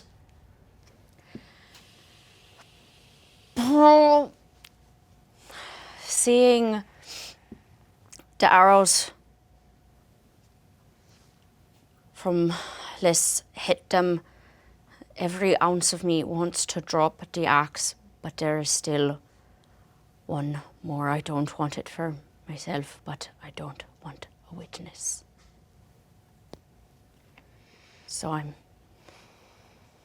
defying the voice with my mind, but not with my actions. Sudden charge. Sudden charge. 27, 28. Crit.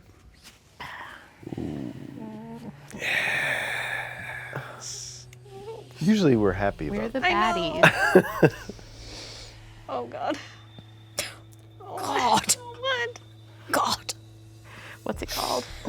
It's called missing ear. Oh, God.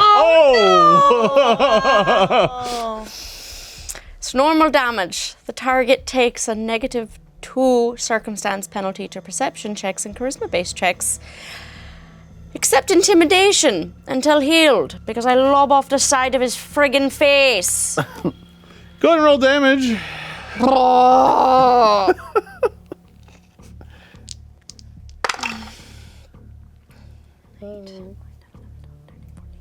14 damage. 14. You go up and slam your axe into this poor servant, and unfortunately, he's still up. But don't worry, you still have one more action. Oh. No, it didn't witness that. That is a 15. 16. It's a 16. Hit. No! Yeah. Yeah, they're yeah, Naked. Wearing loincloths. like level 1 naked. servants. They're Babies. well. And their shoulders are ripped off, pretty much. Oh yeah, no, they took some damage from that Yeah, too. yeah. They're not in good shape. Yeah, they're 19 damage. Oh, that's it for him. I He drop stops it. moving. You drop the axe. Mm-hmm. I'm going to run up to you. You drop the axe. Can I drop it? Give me a will save. Ancestors, please still be there.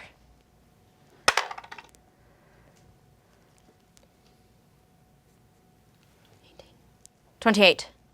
You drop the axe. Whew. You okay? Butterfingers. Do you want me to pick it up? Oh, there's a lot of blood. Are you all... My was covered in this much blood. No, you kind of went crazy and you Did I? More than normal. Well, you weren't raging. No, but And you- yet you were still... Oh no, I didn't have time to do that. You've never not raged in a fight. We should get off the road. Omelette, I don't really want to use this Don't word, but give me that. Let's get off the road. Take all the bodies with us so that we can bury them. Well, you won't probably be able to bury them. It's pretty rocky out here, but you Hide- could at least hide hide them. them, Yeah.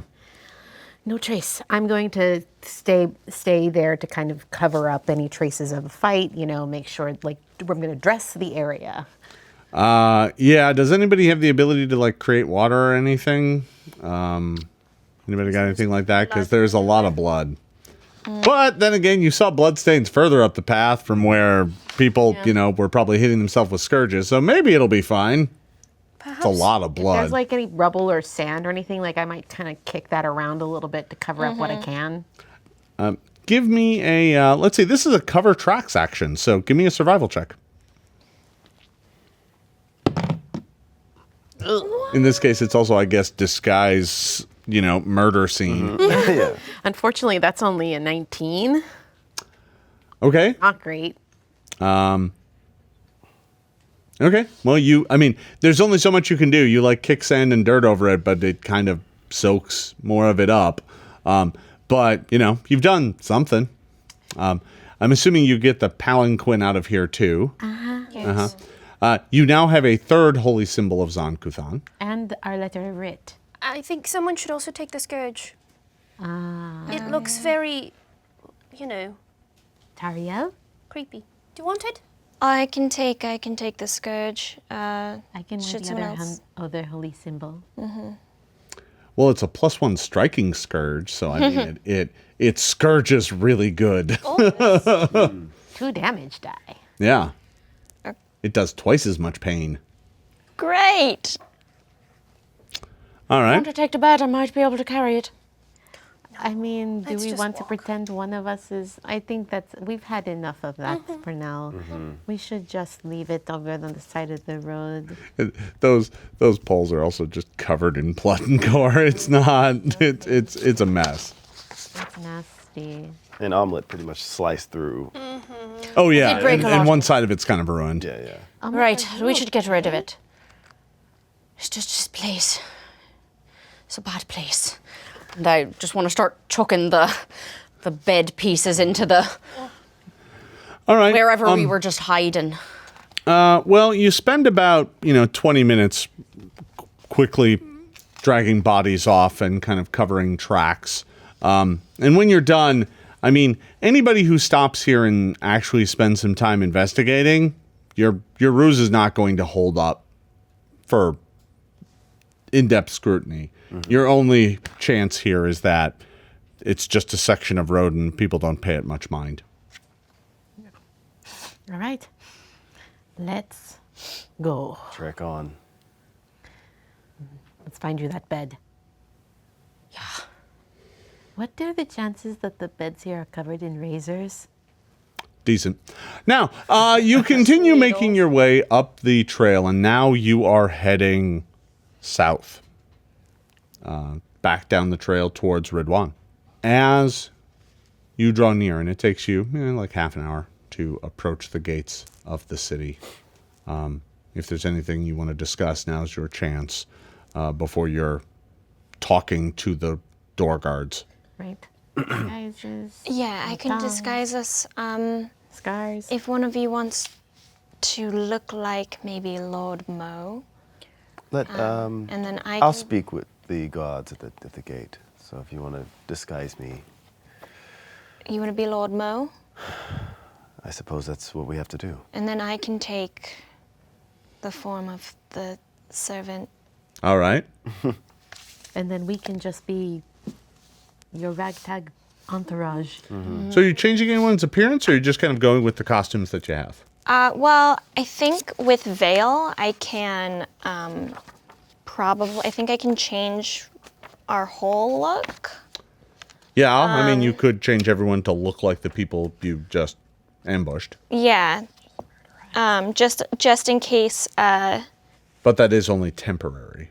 Yeah, but it'll be long enough to get us maybe Get us inside. into the. It's an hour, but it might give us enough time to get in the city, get in a room, and then maybe sleep. And Just once we're safe in a room, we can. I can drop it, and then we can maybe rest. And the more people that come, the easier it will be for us to just disappear. Do it on everyone but me, because then we'll at least have one recognizable face in the group, just in case we are out in public and they see people they've never seen before. Do you understand? Well, I mean, yes, we could do that. That's a good idea. Maybe bring out the book. Okay. And you can do like a personal. Ow. So the scroller, just so you know, the scroll didn't have any like drawing of the people on it or Okay. anything like that. So you're not sure if there's any identification, right? I mean, Yeah. you're not living in a world with cameras or anything. So No, but the only way you would be he recognized seemed is if like someone he knows. made an impression on people. All right. Then I cast Veil on us. All right. So, Mo, Cyrithus, servant, Me. Linnaeus. I think I fit in here pretty well, unfortunately. I have never looked so And ugly. then this will also give us a +4 status bonus to deception checks to prevent others from seeing through our disguises. Okay. And you add your level even if you're untrained. +4 plus our level. That's what it says. Whoa. Yeah. Okay, that's really helpful. Yeah, it makes it so that you actually can hold the disguise pretty well. That's great. Okay. Then I am Lord Mo. Look All right. there. You make your way up to these imposing black gates. The walled city of Ridwan, the outside of it is not at all surprisingly a spiked wall, the peaks of which has people who have betrayed or displeased the Kuthite faith hanging from these spikes by chains. Even from here, you can see some of them writhing. As you make your way up to the gates, you see that this is a kind of grand black basalt archway. On the inside are, between the archways, are these impressive, thick black iron doors. But they are currently open, as there is a short line of visitors. At this point, you're joined by a few other trails that lead up to this door. The trail that you were on was not the only trail leading to this door. And as you make your way there, you see that you are in a bit of a line. Not much of one, probably 4 or 5 parties deep, making their way up to the gate here at Ridwan. And they are an assortment of priests and acolytes. There's one group that all look like well-dressed nobles just here for the festivities. They don't look like priests necessarily, but they look like important functionaries. There is one group entirely clad in kind of the black leather garb, and they are holding these long chains to their mistress, who is kind of floating between them, making some sort of grand entrance, obviously using some sort of magic to float. And they are using their chains to tug at her to get her to move forward. It's kind of a procession, and you are now at the end of it. The group in front of you doesn't really pay you much heed. The servants kind of look back at you. It's the noble group, and they don't really pay you much heed. Seeing other priests, they're just like, and after 20 minutes, you make your way up to the gate, and next to the gate, and by that point in time, by the way, there's like 2 more groups behind you. Mm-hmm. Up at the gate, there is a very thin, very tall human man. And there's something really odd about him. His proportions are kind of all off. And you didn't really realize it for what it was until you got right up to him. But he's not human. He's actually an elf. But he's cut off his long ears. And he has their dried tips hanging from chains from his lobes. And points for creativity. Points for creativity. That's really messed up. Get it? Points. And and he is standing at a stone lectern, and so he's incredibly tall because he's already like a foot off the ground because of that. He's on like a step in the back, and as you make your way up, he looks down at you and looks at you and says, "I am Lector Villarcus. Welcome to Ridwan. Might I have your invitation for the baptism?" Aculus pulls it out, hands it over. He reaches forward, his long, kind of spindly fingers reach forward to take it. "And you are," as he opens it. Lord Mo. He kind of unrolls it with an exultation. Looking at it, he looks down at it. He looks up to you. "Praise his name in darkness." Praise be. He kind of looks at you funny. Praise to the Midnight Lord. And he kind of goes back to the paperwork. He has kind of a funny look on his face with those responses. He kind of looks through your paperwork. It says here you will be staying in the Bone Villa. That's correct. You made the journey all the way from Pengale? If that's what it says, yes. Yeah, give me a deception check. Okay, a plus 11. Plus 11. So you don't recall it saying on the invitation where Lord Mo was from at all? I don't. But I'll take that. Just give me 23 plus 35. He's really giving you the stink eye right now. He is squinting at you. And Is there some sort of problem? We'd really like to get inside. he's like, "I'm sure you are eager to worship at the altars of Zon Kuthon." And he kind of looks down at them. He looks over to the side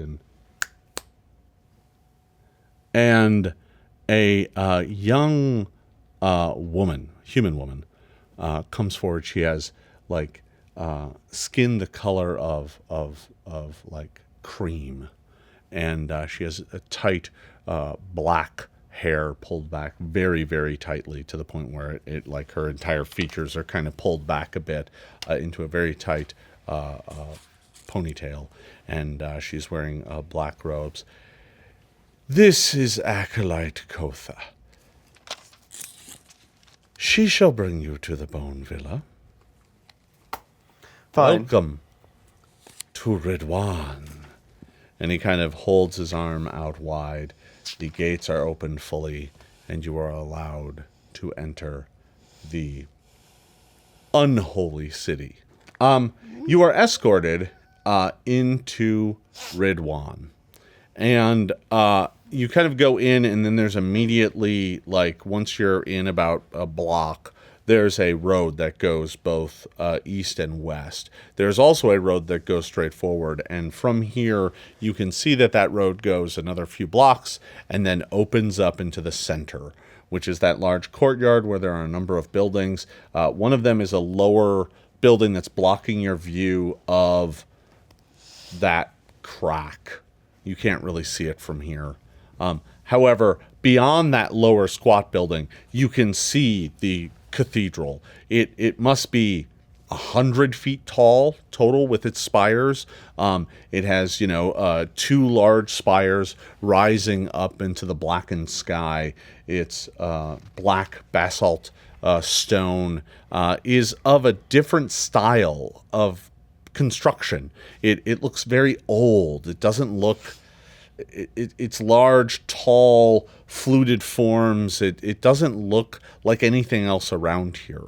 But you can see from the spires that are constructed from it, all over the building are hanging chains.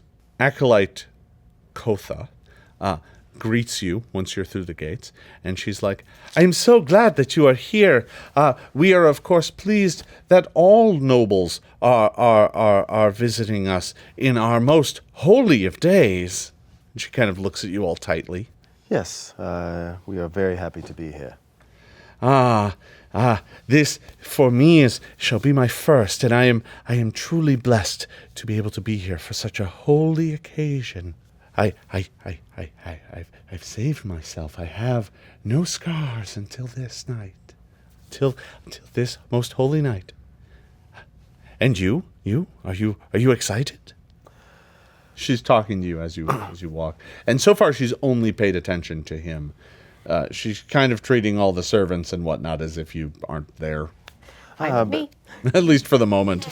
We are very excited. I am very excited. I have a few scars, but I've saved some space for many more.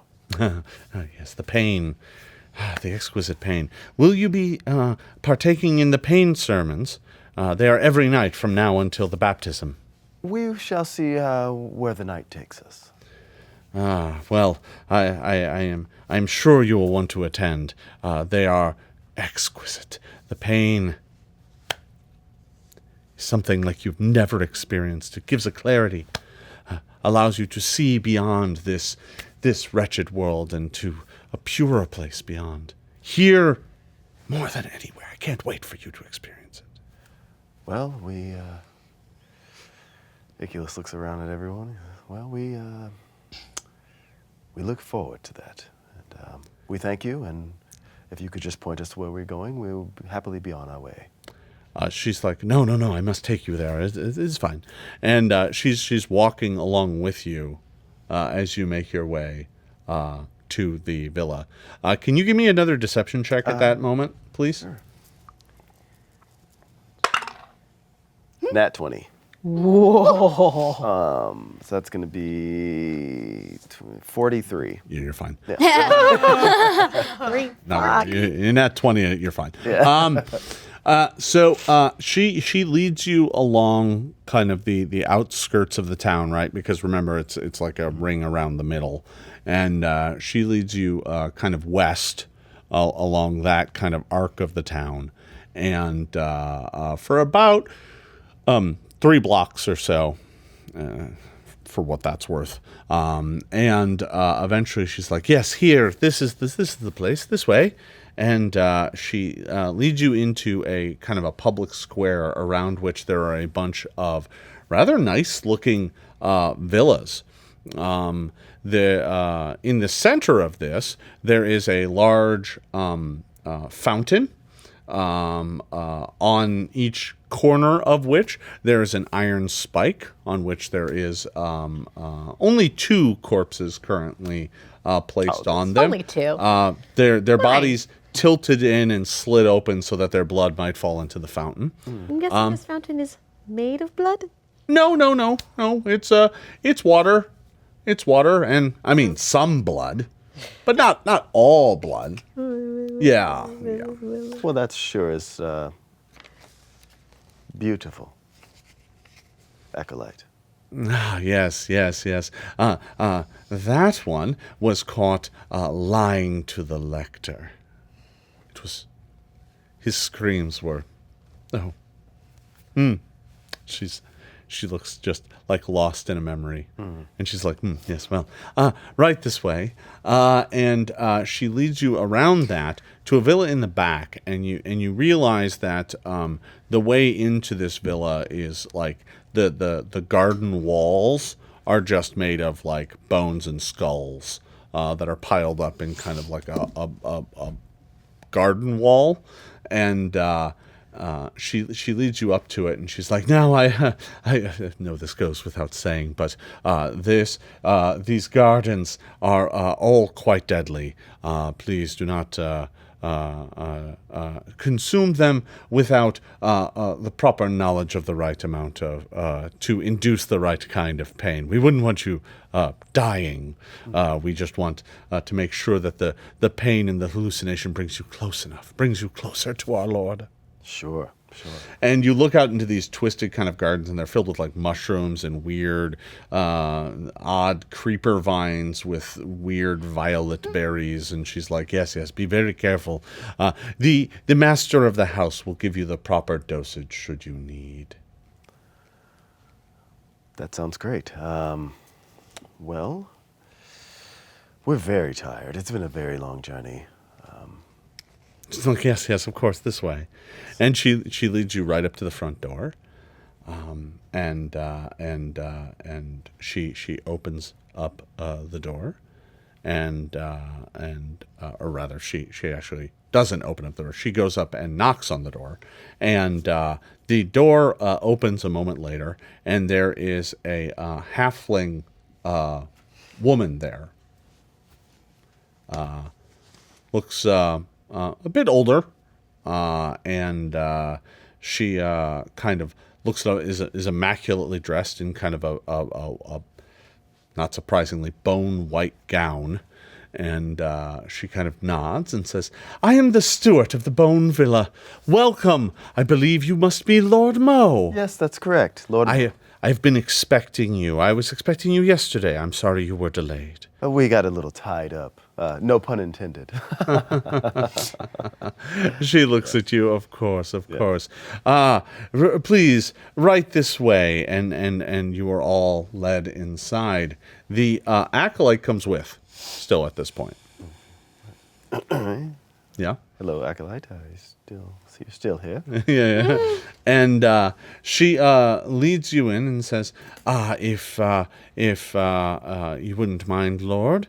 And she looks to both of your servants, and by that she looks directly at Liz and Omelette, because you were in the guise of kind of the servants. And she looks to both of you and says, "Right this way. I shall take them to the chattel room. You will find them there." And I would.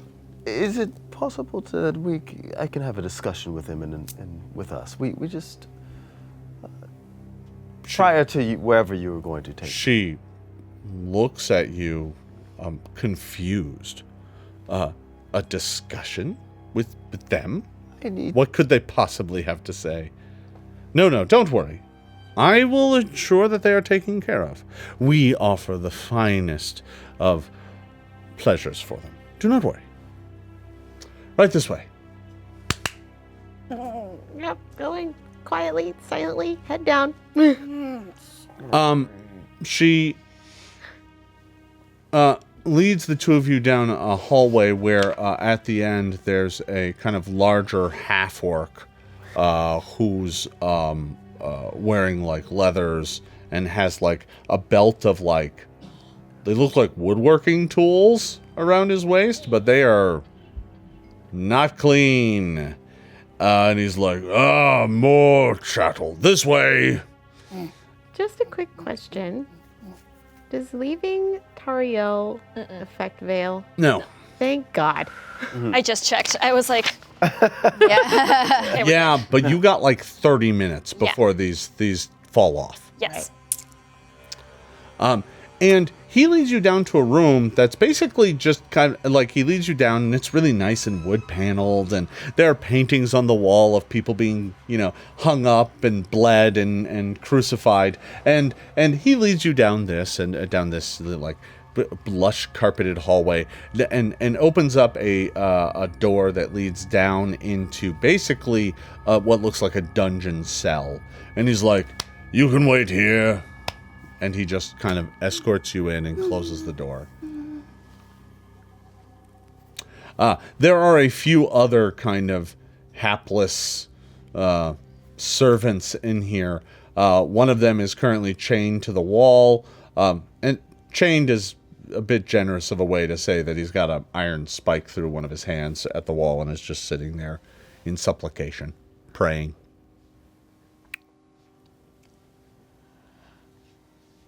This is bad.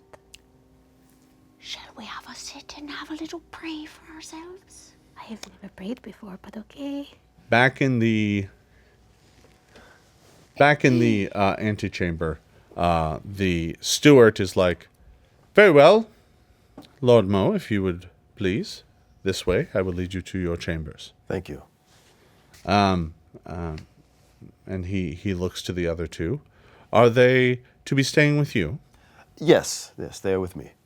Very good. And she kind of looks at you and looks at the two of you. I see. And leads you up to the courtyard and around up a balcony. It looks like there's a number of rooms in here. You are not the only guests here. You're wagering Ridwan gets rather full this time of year. And you are led upstairs to kind of... she opens up the door to a rather nice, like, posh apartment. There's a large feather bed. There's, comfortable overstuffed chairs. And all of those details kind of flood into you. And then you notice the little things, right? Like above the bed is a harness of chains and hooks. So if you wanted to, you could either sleep in the bed or get suspended above it through your skin. There's at the table next to the overstuffed sofas are like an array of cutting knives. Like it's nice, but also filled with like rather gruesome tools and details. It's a really weird dichotomy. And the steward looks at all of you and says, this is your room. If of course there's anything you need not hesitate to ask. The pain sermon begins in just 2 hours. I shall ring the bell. If you wish to attend, please come down and do so. Thank If there's anything you might need. I will most likely require some assistance from my servants. So if I could, how can I summon them to my room? If you would like, you may call myself. I am the steward of this house, or one of my aides will come to help you. You must only ring this chime, and there is a chime next to the door. We have a special, painful sermon for our group. It's a personal thing. I hope you understand. Yes. She looks at you. Give me a religion check. Okay. Okay. It's a 20. 20 is kind of just enough to know that there are some really weird rituals in there. And the one that pops into your head is there's like a blood bonding sermon that is done amongst groups and is often done to transfer vitality into a more senior priest by kind of siphoning it out of the others. And it would require lots of people. Okay. We need them for a blood binding. Of course. Of course. I shall have them brought up. When would you like them? As soon as possible. Surely. You should have mentioned it before. And she goes, I will, of course, have them sent to you. She turns to walk away, leaving only the acolyte, who is like, very good. I'm glad that you are here now. I shall, of course, take my leave of you. And at that, she turns around and holds out a scourge and says, at your leave. And she's like holding the handle out to you. Okay. Iculus grabs it. And this is more of a straightforward one. It's just like leather straps.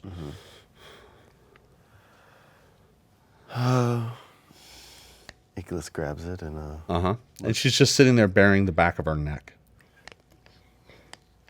All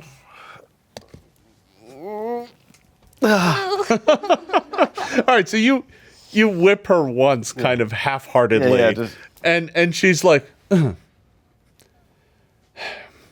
she says, and she takes the scourge It's been a back, very and she's long like, journey. I am sorry my service displeased you. We do not want to scar you yet. That's for later. And she nods and looks disappointed, like when you give our server a bad tip, and you have to look them in the eye, and you're like, yeah, that's the kind of feeling you're getting, and she promptly scurries out of here and leaves. Doors are closed. that was awful. This is disgusting. And I hope. Let's get up here very, very soon. Oh God, This is very upsetting. this is terrible. Iculus sits down on the bed and looks around. He's like, Keep careful. Be careful. I can only cast this twice a day. So the two of you are kind of huddled up, and the door and like, are you actually praying? Not out loud. Okay, all right. Yeah. So the two of you are kind of huddled up together, and the door is suddenly flung wide. You've been down here about another 10 minutes. Oh. And I should note, you got like 15 minutes left. And the door is Go. the door is flung wide. And it's the half-orc. He's like, you two, your lord needs you. Yes. Yeah. Very meek, very silent. And as you kind of make your way past, he's kind of jabbing at you with like it looks like a wood carver, and he doesn't cut you with it, but he does poke like as you make your way by, and he just kind of and you're sent back up to the Lord's chamber. He kind of prods you all the way up there. And there's a knock at the door, and when you does one of you open it? I'll open it. Yeah, one of us will. Okay. There is the half-orc there, and he's like, I have brought your servants. Lord, your servants have arrived. Where do you want them? send them in. Come in, quick. Faster than before. All right, you are escorted in. The door closes. And you are now by yourselves. Are you okay? Did they hurt? Do you need healing? Are you fine? Oh, Are you that's okay? great. Are you okay? Quite all right. They're just a cage. 10 minutes left in this spell. Just Yeah, that was really, we were praying, but really just sort of counting down. There is going to be a bit of an issue when they come back here and none of us look the same. It's fine. Oh, can't we just tell them no go? We like our bloodletting Do they privately. have some sort of do not disturb sign? I did tell them it was a personal ritual. Yes. you just write it in blood on the front door. Yes. Knowing the cult of Zon Kuthon, it'd be like an entire severed hand that just says do not disturb, and you just hang it outside the door like, oh, there it is. Oh, all right. Simply tell them That's not what it is. I'm making a joke. There is not a do not disturb sign. I'm gonna really quick prick my finger and write it in blood on the front of the door and slam it and lock it if I can. There is a lock. I mean, Yeah. this is a villa. It's not someone's house, so the doors have locks. And you close and lock the door after writing "Do not disturb" in blood on the outside. it's perfect. That's gonna work. Yeah. It's gonna be great. Maybe it's gonna work. It's Could not. also maybe. Plan. You got this. Clearly, Oh God. this is all great. All right, I want to immediately start surveying the room. I want to see like if we have any point of egress aside from the door. Is there a window? Is there? So there's actually a balcony that looks out into the kind of the area between the villas. So in this case, this balcony looks out at a bit of a garden. This isn't.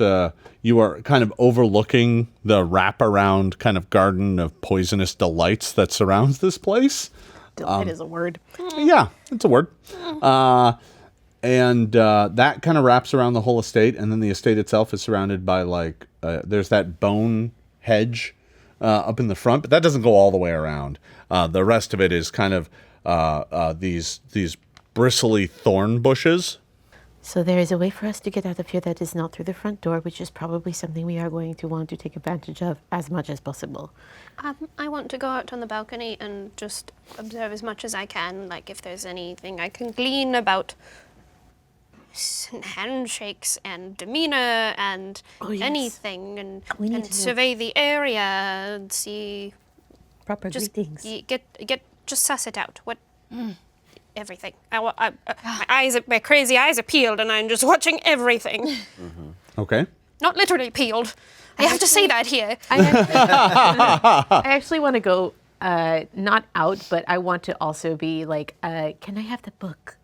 Oh, sure. Yes. Keep away from the windows in about 5 minutes. Yeah.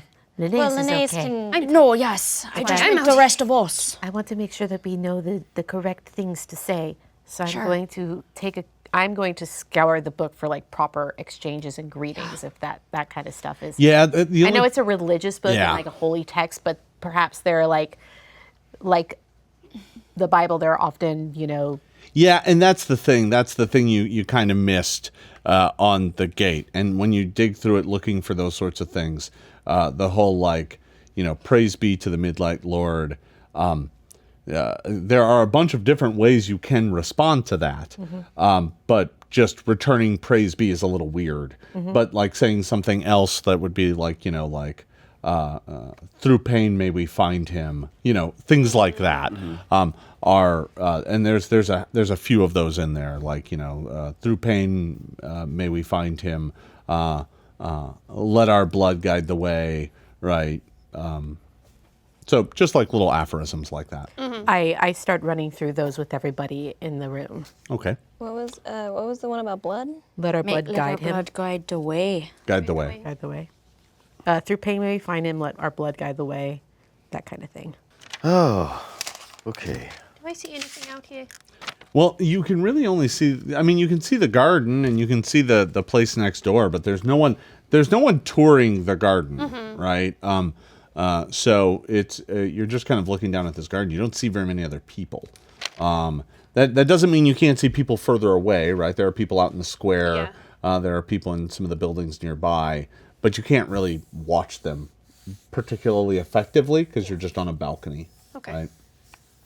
And many of them are kind of far away. Okay. Gonna come back in and didn't see very much outside. At least I didn't also see the pale nobleman that we keep spotting. That's good to know. Just the garden.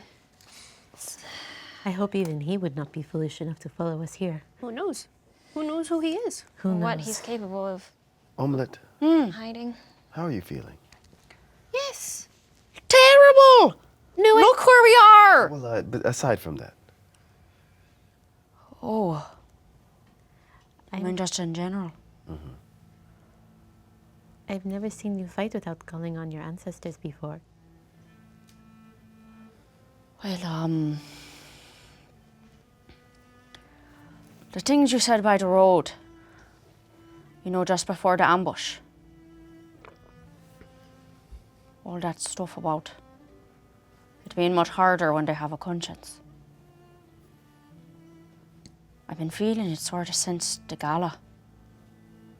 When with the noblemen and the ripping them and that sort of being my fault. Not, that was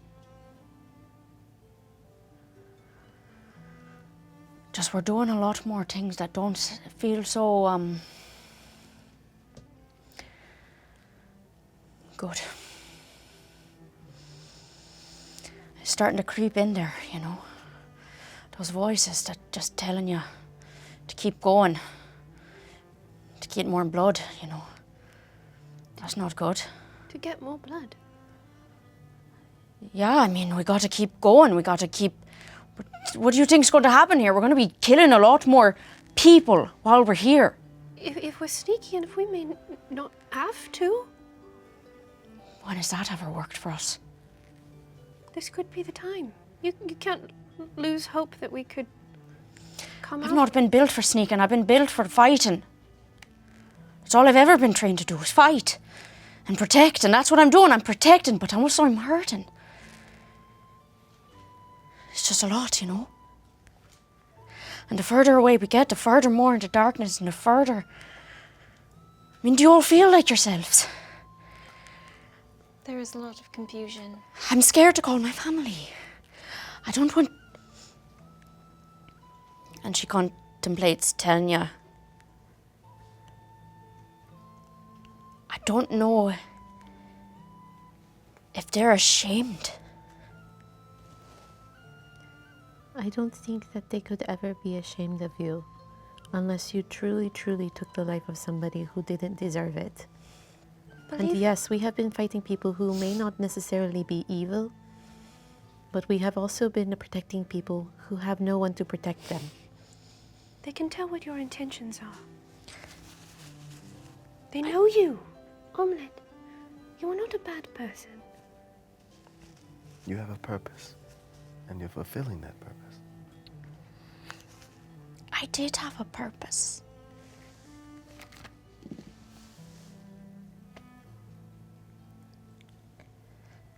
And I'm carving a new one, but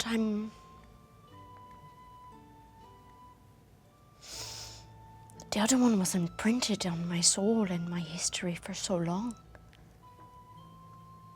And the further away I get,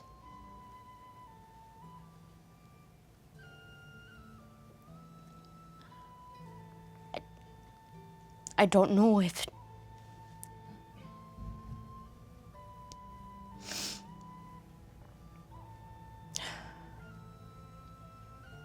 they may not support it. How has your purpose changed? I am supposed to be guarding the Lich. No, Omelette. The Whispering Tyrant. That is my purpose. That is what I've always been supposed to be doing. And then they left. Omelette, think about what your purpose was. Think about it big picture, not just the Lich. That's very specific. Your purpose. Mm-hmm. To hurt evil, to push it away, to be a source of good in the world. That's the bigger purpose. It's not just be at Lastwall, because that's a purpose that could fall. Because Lastwall fell. Your purpose is something much bigger. It's the same purpose that I think we all have and we all feel and we all share. We're here to do good. Whatever that means and however we can. We're here to do good. That is your purpose. Mm-hmm. The juxtaposition of that speech surrounded in a room with chains and flensing knives only drives that home. And a few moments later, there's a knock at the door. And you hear the steward, "Is everything all right?" And I should note, your veil will end literally any second. Because it's not like there's a timer in the corner of your eye that counts down, right? It's like, you don't know. It could end any moment. Yes, we're all fine. We're Gonna all... get my scimitars and just strike them together and make noises. If you could please leave us alone. Shing, shing, shing, Oh, yes. shing.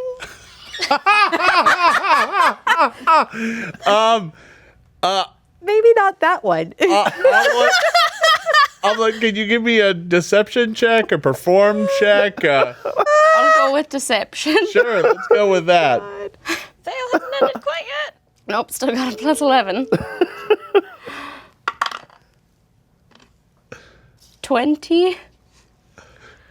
That's a lot. You hear from the other side, Very, very good. If you require anything, fresh knives, all you have to do is ask. No, thank you. We have our own. Thank you. No worries, we got our own flensing knives. We're fine. Thanks. Thanks. We brought our own. We're fine. We're good. All right. So, That happened. you are now left in peace, and just like a minute later, the veil ends. That was a close one. This is gosh, the worst place on earth. Honestly, there's a chance that we may not have thought about the disguises through entirely. Because I can only cast this twice a day. Like I said, it is a good thing that we have the balcony. If worse comes to worse and we have to flee this place, at least we have a way out of here. What I'm thinking is the only person who can really go out of here at freely is Linnaeus. Yep. And That's if true. we have already given the impression that we are not going anywhere tonight, so at least we have that. Yes. You do still have 4 nights until the baptism. Right. Now, your study of the Holy Book, you did eventually, in your journey here, you said you were kind of reading it again, cover to cover. You did find a passage that talked about it.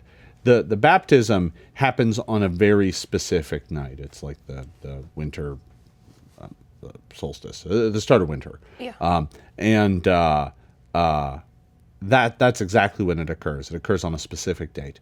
And the celebrations start a few days earlier. So it makes it clear that there will be people streaming into the cathedral earlier than that. So, I mean, you could try and wait for the baptism. You might be able to gain access before that because it sounds like it's open before that.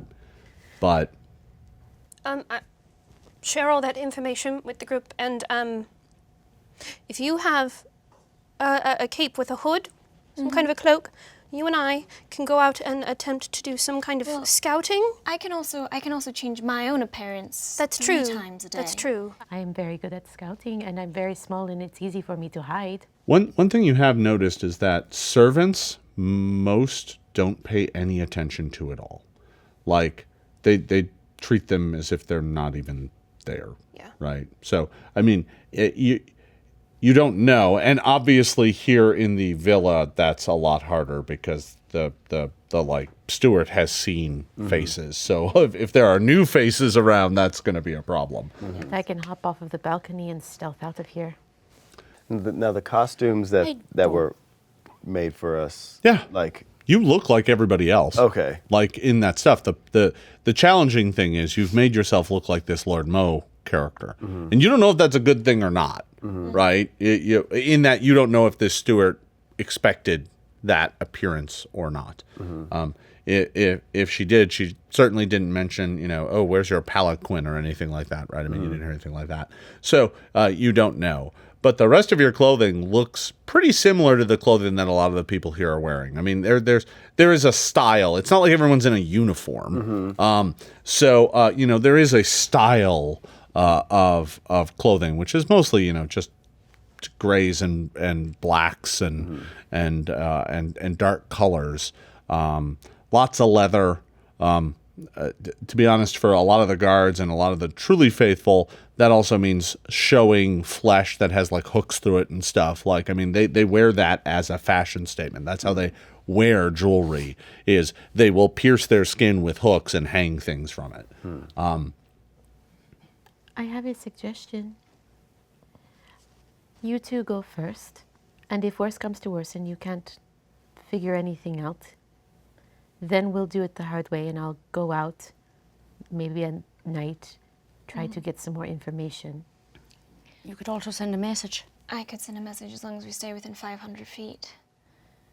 But I do believe that with the amount of times I can disguise myself, it would be good for the two of us to go and only leave this place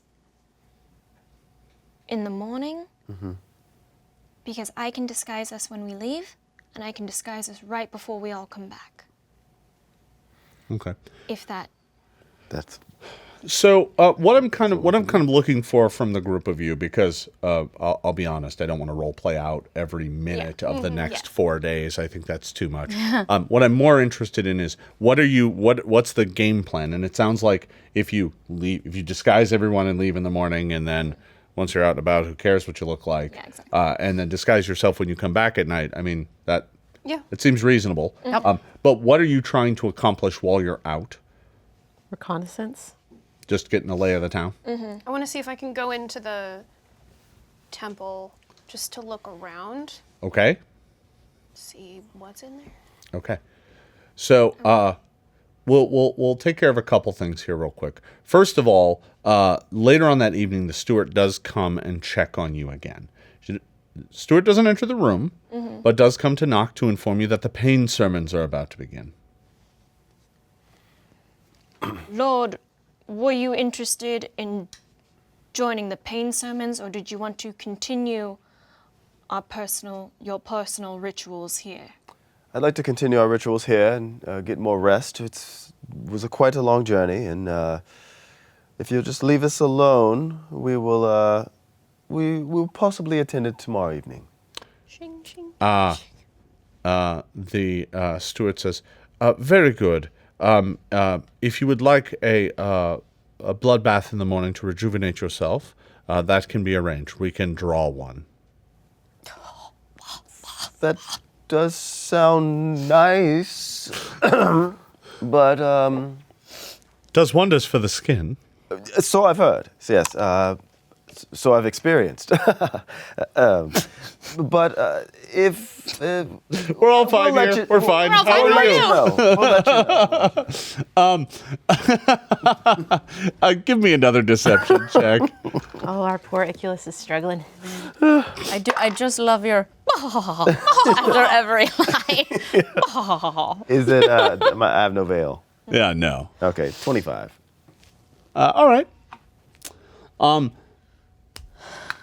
The steward leaves you alone Yes, thank you. for now. We wrote "Do not disturb." Yeah. What? Can't she read? How rude. Against hotel etiquette here. Well, should we at least just try and get some rest tonight, and then we can explore in the morning? Yes. So is your goal to wait until the baptism? I don't think don't- so. I mean, Landry recommended that Yeah. was the best, but I don't know if we all want to be here for 4 nights. And A luxurious 5 days, 4 nights in pleasant Ridwan. You'll bathe in blood. You'll hang from hooks. I think that it How do we depends all on how many feel? people are out and about tomorrow, Yeah. how crowded it is. If there's enough people that we can get away with doing it sooner, then we should try to do it sooner. Because once the ceremony starts, it gets real dicey. Possibly. We have arrived. I mean, it's already dicey, but So, the next day, you veil up, you make your way out.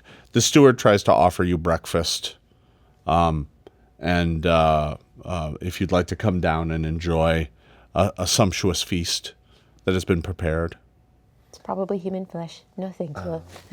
No, it looks like food. I mean, they have to eat. Don't know if I can.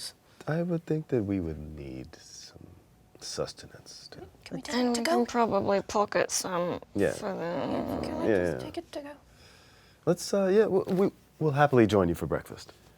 Okay, so just so you know, you have an hour to enjoy your breakfast, and Eat very fast. Is it possible to just take maybe a couple things? We really are excited about seeing the sights of Ridwan. So the steward's like, looks flustered. Well, not really, but I mean, if you like, you can just enjoy a light fare. sure, the time is of the essence. So All right, so you're able to like have some like tea and they have these very pale biscuits that when you bite into them have like anise flavoring to them. So they're kind of bitter, but they go well with the tea. So you're able to have some quick bites. Oh, to be clear, there was like a bucket of kind of like calling it slop is the wrong word, but it's more like a gruel that was left outside the room for the servants. Right? I mean, they got to eat. Right? You know, you don't want them like dropping you when they're trying to suspend you from hooks because they haven't eaten. Sure. Right? I mean, they're not barbarians here. How pleasant. Hey. I take offense. We'll steal you Would we some be able to have food brought to our room for later? The steward is like, yes, of course, we can deliver a meal to the chambers if you like. Thank you. We would like to have it waiting by the time we get back, if that is possible. She's like, of course, I shall have one prepared for supper then. Excellent. All right. You settle into a bit of an easy rhythm there.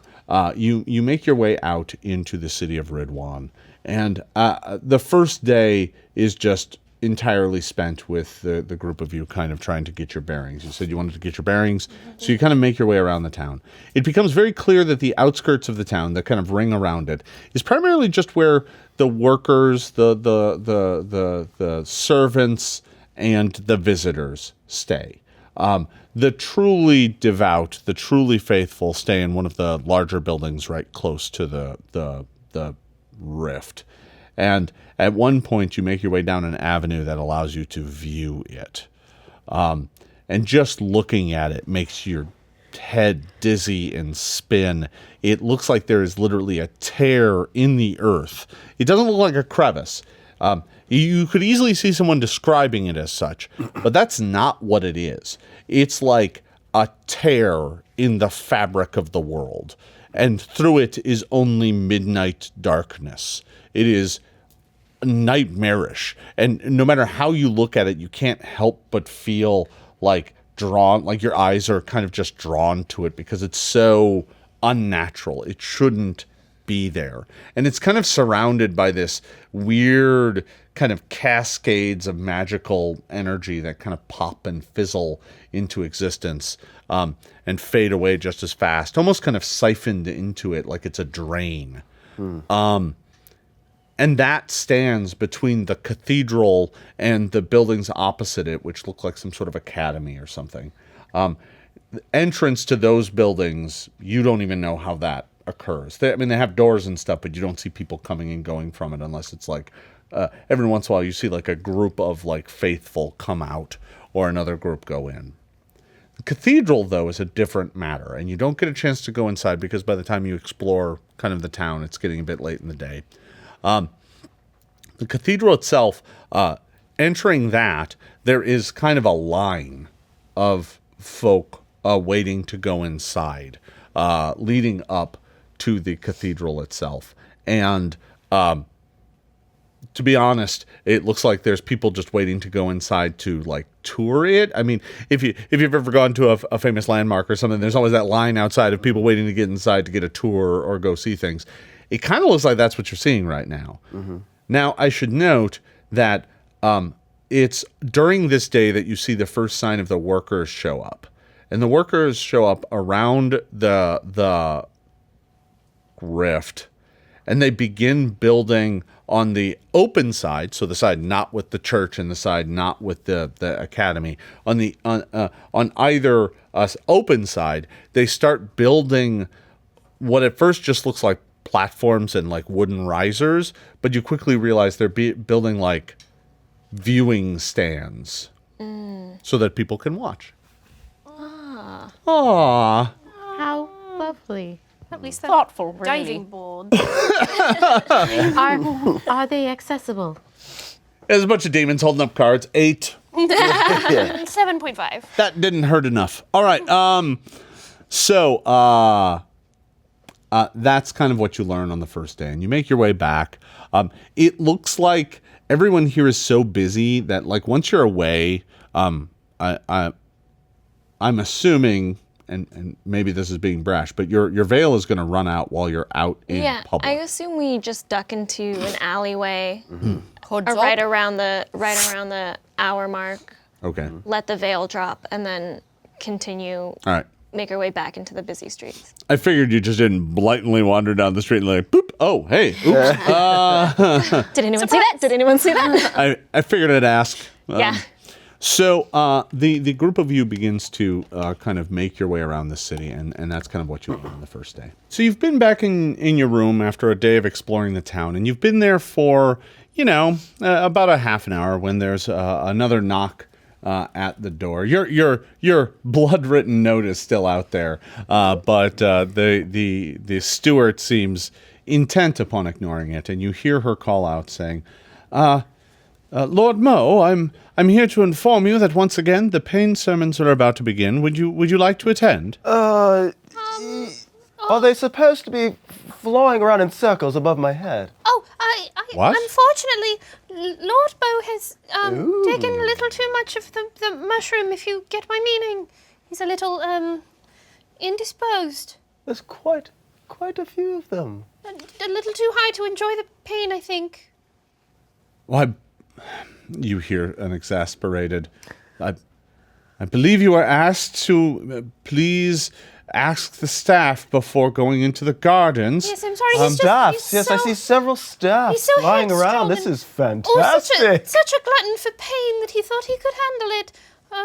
We deeply, yes, very, very sorry. We will never do it again. He has learned his lesson. Which ones did he take? Purple cap, red stem.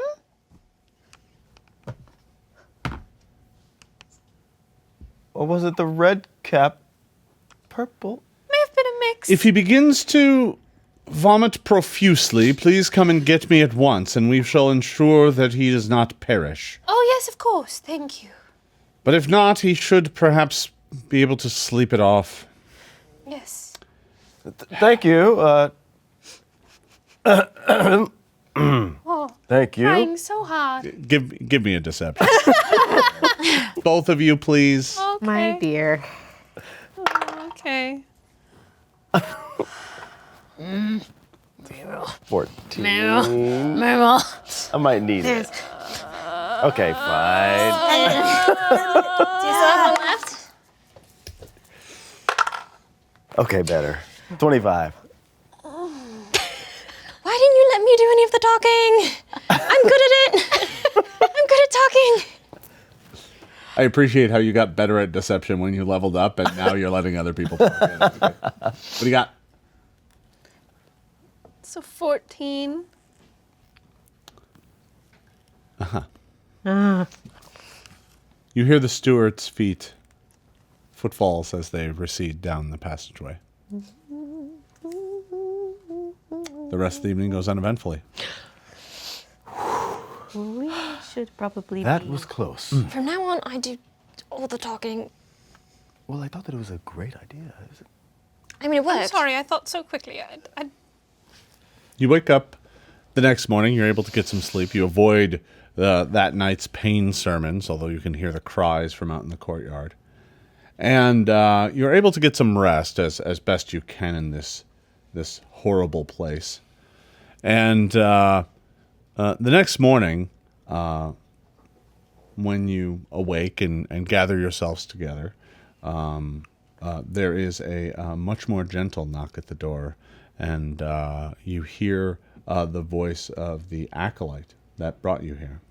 Excuse me, Lord Mo. I've been asked to come check on your well-being. The steward seems quite concerned. Okay.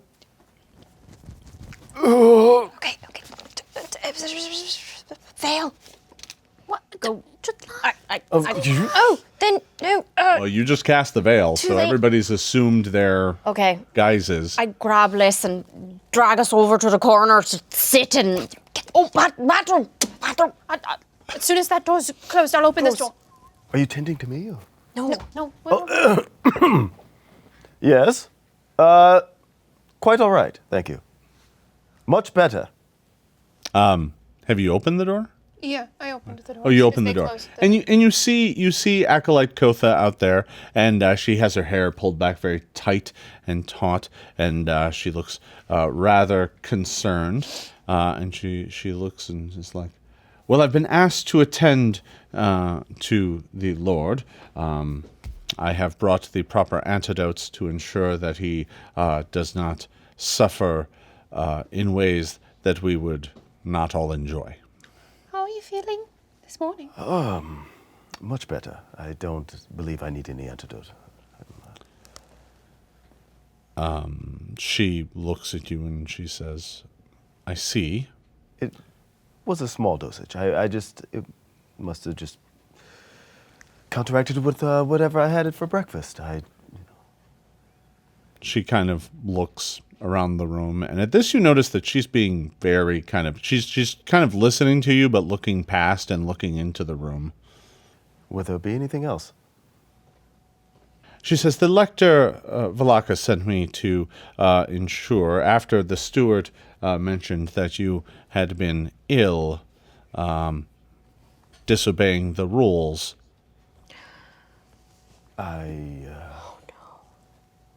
Well, I wasn't aware that was a disobeying the rules. I Thought it was a mere suggestion. Yes. They were just served with the food. She looks at you. Are you quite sure? I believe so. Yes, of course. Give me a deception check, please. This is stressful. I get the plus 11 plus my... You have the veil on. Yeah. Well, no, you get the +4 on top of whatever your normal deception is. Well, in that case... Yeah. It's not 11 on top of your total full bonus. Yeah, no, that's... Okay, that's better. 30. Stressful. Oh, 34. She looks at you. Looks at you. Her eyes are clearly scanning about the room.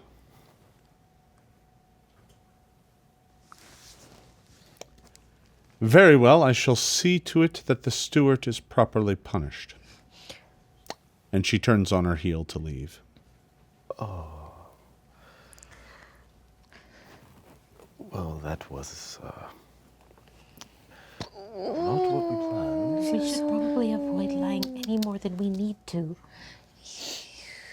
You just see our heads out the bathroom. You're safe. You can come out. We've closed the door. The two of them, their heads kind of come out of the bathroom like, is it okay? Well, we might not want to waste this veil. Maybe we wait 15 moments and then peek our heads out and then maybe make our way out into town. Yes, but I think that we're starting to run ourselves on a very short tether here. I think that we've raised enough suspicion now that we are not going to be able to come and go as easily as we were before. Yes. Well, we're only leaving once and coming back once because that's all I can do. Oh, no, that's not what I mean. I'm just saying that our time, I think, is running out because I don't think we've been doing a very good job of... blending in. Yeah. We've missed 2 pain ceremonies. I don't believe that's commonplace in this type of environment. Well, let's go see if we can gather any more We should probably try to go straight to the cathedral this time and try to miss the line. So, when you left Undervale, you had 6 days. You spent 1 day traveling closer. That was day 6. Then the next day, day 5, counting down, you got into the city, into Ridwan, and made your way to the estate. The day after that was 4. You spent that day wandering around. Today, it is only 3 days until the ceremony, and you are on that day now. So, you leave the estate. You can see the steward in the kind of courtyard, because this villa has like a courtyard in the middle and the rooms are around it. You can see the steward looking very concerned as she talks to the acolyte, who is giving her a lecture. And you can't really overhear what's being said. And as the group of you make your way out, both of them kind of turn and look in your direction as you leave. They both have discerning looks on their face. They're both looking at you with intensity. Look ill, look ill, look ill. Hello. Give me a performance check. It's probably just a charisma check. I can't imagine you have performance. I don't have any performance. Oh no. Charisma, I have 16, but Well, yeah, so just add 3 to this check. for performance. Yeah, it's just 3. Okay. It's going to be a 7. Oh. No. Well, you're trying to look sick, and you make your way out the front door. It's not like they chase after you or anything, but I don't they do stare at you quite a bit as you make your way out. don't know if we can get back here. You make your way into the town, and you're heading straight towards the cathedral. Yup. Okay. So you travel there, and going there first thing, you arrive, and there is once again a line of supplicants, devotees, visitors going into the cathedral. You join this procession, and it takes you over an hour to actually enter the place. During this time, you're just left standing in this line. I would say it's you're left standing in the, I nearly said you're left standing in the hot sun. You're left standing in the shadow and gloom as the line slowly snakes its way towards the cathedral. I would imagine that we probably waited until our veil dropped before we joined this line. I figured as much. Yeah. That way it didn't drop while you're standing there in line. Just to make sure everyone knows. Yeah. Yeah.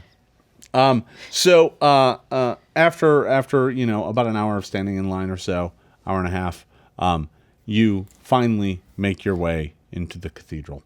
It is clearly an ancient structure. The architectural style is something that you've never even seen before. It is very old. It is very angular. It is very very heavy. The bottom pillars and walls of this place are gigantic and thick, and it has a brutality to it. As you make your way up to the main entrance, or at least this entrance, you can see that the place is festooned with chains. That seems to be a very common theme in this faith. But the walls of it are decked with chains, and as you draw close, you notice that many of the chains have small, like, silver mirrors hanging from them, reflecting the kind of shadow light. You hadn't really noticed them until you got close. Making your way inside, you find that, it's not like tours, right? It's not like, welcome to the House of Pain, and it's something like that. It's more of a once you're inside, you're in a place of worship. It may be foul, unholy worship, but it still follows a lot of the same kind of basic tenets. You are allowed to enter. There is, a narthex, and you end up in the larger part of the cathedral itself, where there are pews. Up on the far end, there is a dais. All of this faces a giant window that looks out upon the crevice. And you can see it from here, and you can see it far more clearly than you could from any other distance, because now you must be only like 100 feet away from it. Through the building, out the building, maybe more like 150, but still, it's incredibly close. And just from here, it looks like a yawning chasm that just goes into nothingness. Many of the people who enter this place walk straight up to those windows, which are kind of behind the main pulpit, and gaze into that nothingness. This place also feels vaguely familiar to you. You've been here, or at least a shadowy version of here. Who knows how many years ago. Wasn't always like this. It looks like it's been changed, depends on the usage. But this was the area that you saw Lucky enter through before going up a set of stairs off to the side and looking over there. You see them that went up to the forge, that then went up to this reliquarium. Do you want me to go up there? I mean, should we just travel together? I'd rather not just be separated. Do we see anybody actually going up those stairs? There are some people going up the stairs. I should note everything that you see here. So there's obviously supplicants and priests. You can make out them. There's some nobles here, dressed all in dark garbs. There are, of particular note, there are 4 things in this chamber, and they are kind of off in the corners.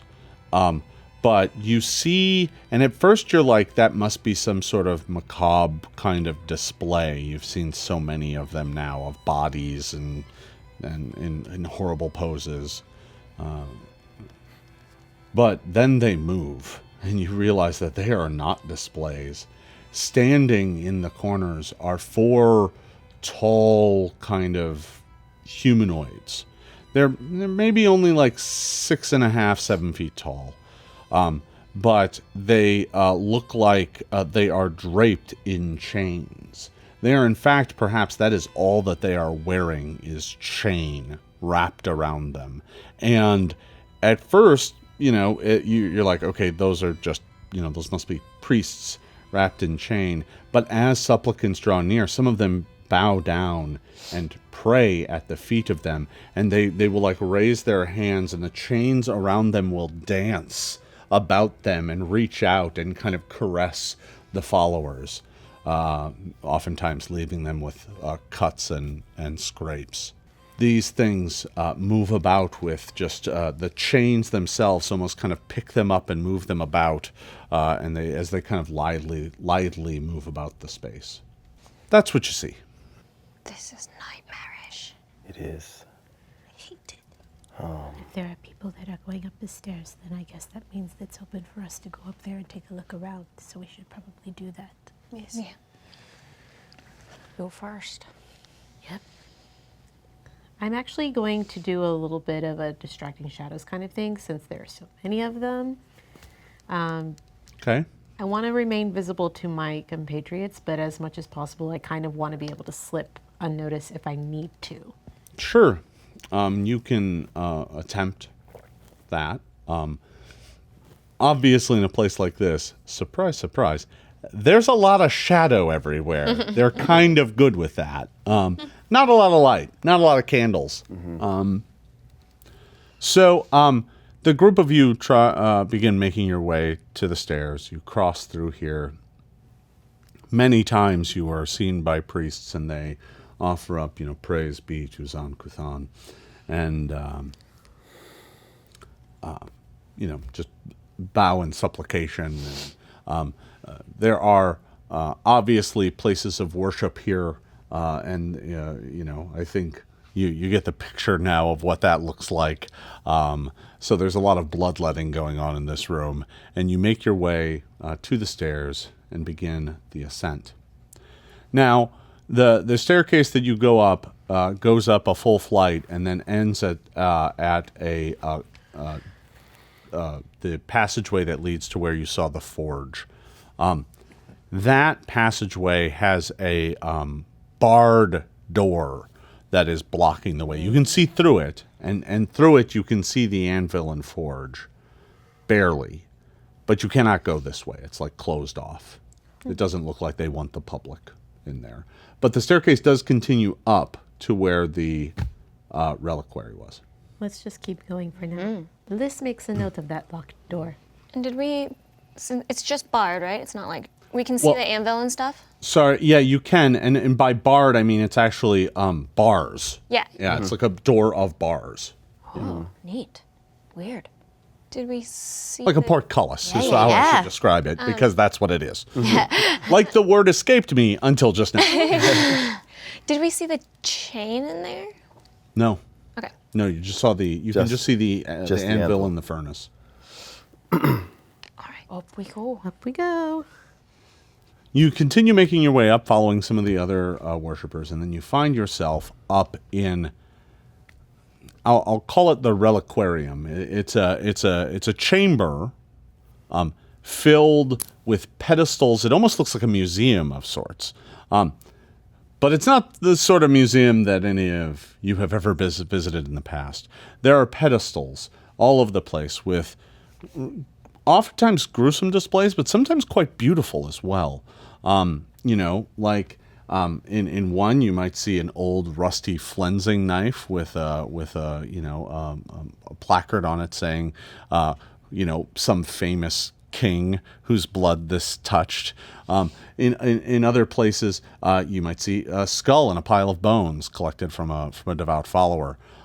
Like I said, though, there are some things that are beautiful, like a silver sculpted skull with chains. It's a gruesome icon, but the artistry of it is actually rather gorgeous. It's incredibly well crafted. This is, for them, something of beauty. The holy symbol of Zon Kuthon is a beautiful thing to them. Obviously, Shellen might have some words about that, but the artistry is still there.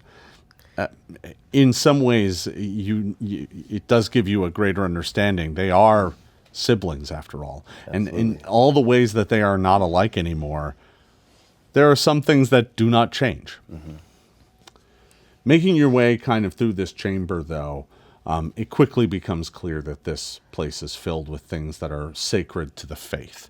And there's dozens of things in here. And I'm assuming you're not really paying too much of attention to them other than, just kind of vague, oh, that's really interesting as you make your way around.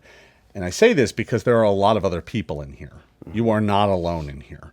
This room has a number of other attendees here, priests, acolytes, nobles. There's got to be like 20-some people in here. And over near the doors... one, when you came in, you walked right past it and didn't realize it till you were in the chamber because it's kind of in a recess. And the other on the other side, next to another door that leads out to another staircase that looks like it goes back down, are two of these chained fiends. They're just wrapped in chains from head to toe. And in there you can see pale flesh underneath. But it looks pale and withered and bleeding. And as you move through, you notice that it does kind of twitch and move, and the chains kind of dance out in your direction. But it doesn't approach you. I'll just bow as we enter, bow at it. Yeah. The museum guards here are a gruesome lot. You're much more formidable than the ones at the gala. That is for sure. That's true. Mm-hmm. Yep. So you're able to kind of scan about the room, and it takes you a moment. You're looking around. You're kind of seeing the various art pieces and holy relics, but the thing you're looking for becomes rather clear. The center of this room has a number of grand displays. One of them has the bones of a horse. And you walk past that one, and the description says, this may have been the bones of the horse of one of the Triune's horses. They think it is. You get to the next one, and it's a much smaller display, but it has such a place of prominence, and it is just a tiny, crude, holy symbol of Zon Kuthon, carved out of the same stone as this place, and it just says first known symbol after the fall. So an ancient relic. This thing is thousands of years old. And these aren't just sitting there for anybody to come up and juggle, right? I mean, they're on top of pedestals encased in glass. And then you get to the next pedestal. And there, snaking around on that pedestal, is a chain. And attached to each one of the links is a dagger. And Iculus, your eyes are drawn immediately to the dagger that's near to the end, but not the end of the chain, the dagger that killed your father. Its vision, its sight burned into your memory. You pick it out immediately. And that is where we are ending today's session. I want to thank you all for watching and encourage you to tune in next week for another exciting session. If you want to learn more about this story, the characters, or the Pathfinder game, please visit knightsofeverflame.com. There you can find a synopsis of our previous episodes, stats for all of the characters, and some Knights of Everflame gear to deck you out for your next adventure. Thanks for watching, everybody, and we will see you next time. Bye-bye. On the season finale of Knights of Everflame. I was foolish to think that perhaps we could pull this off before the ceremony. I don't think you understand how bad it is that I want to smash this case open. Do you have a set of thieves' tools? Yes. Okay, you're full of surprises. You do know that if you fail this check, you will set it off. So no pressure. Acolyte Kotha spots you. It is unfortunately that noise that distracts all of you from the other chains that are slowly dropping from the ceiling. Who are you who dares to touch the sacred relics of Zon Kuthon? Take 40 points of damage as the chain impales you. I would ask you to make perception checks, but what happens is so blatantly obvious I don't need you to. A black doorway opens in space. And stepping out of it are dozens of these chained fiends. What do you do? Get the F out of there. Go as fast as you can before this wire's off. You players always one step ahead.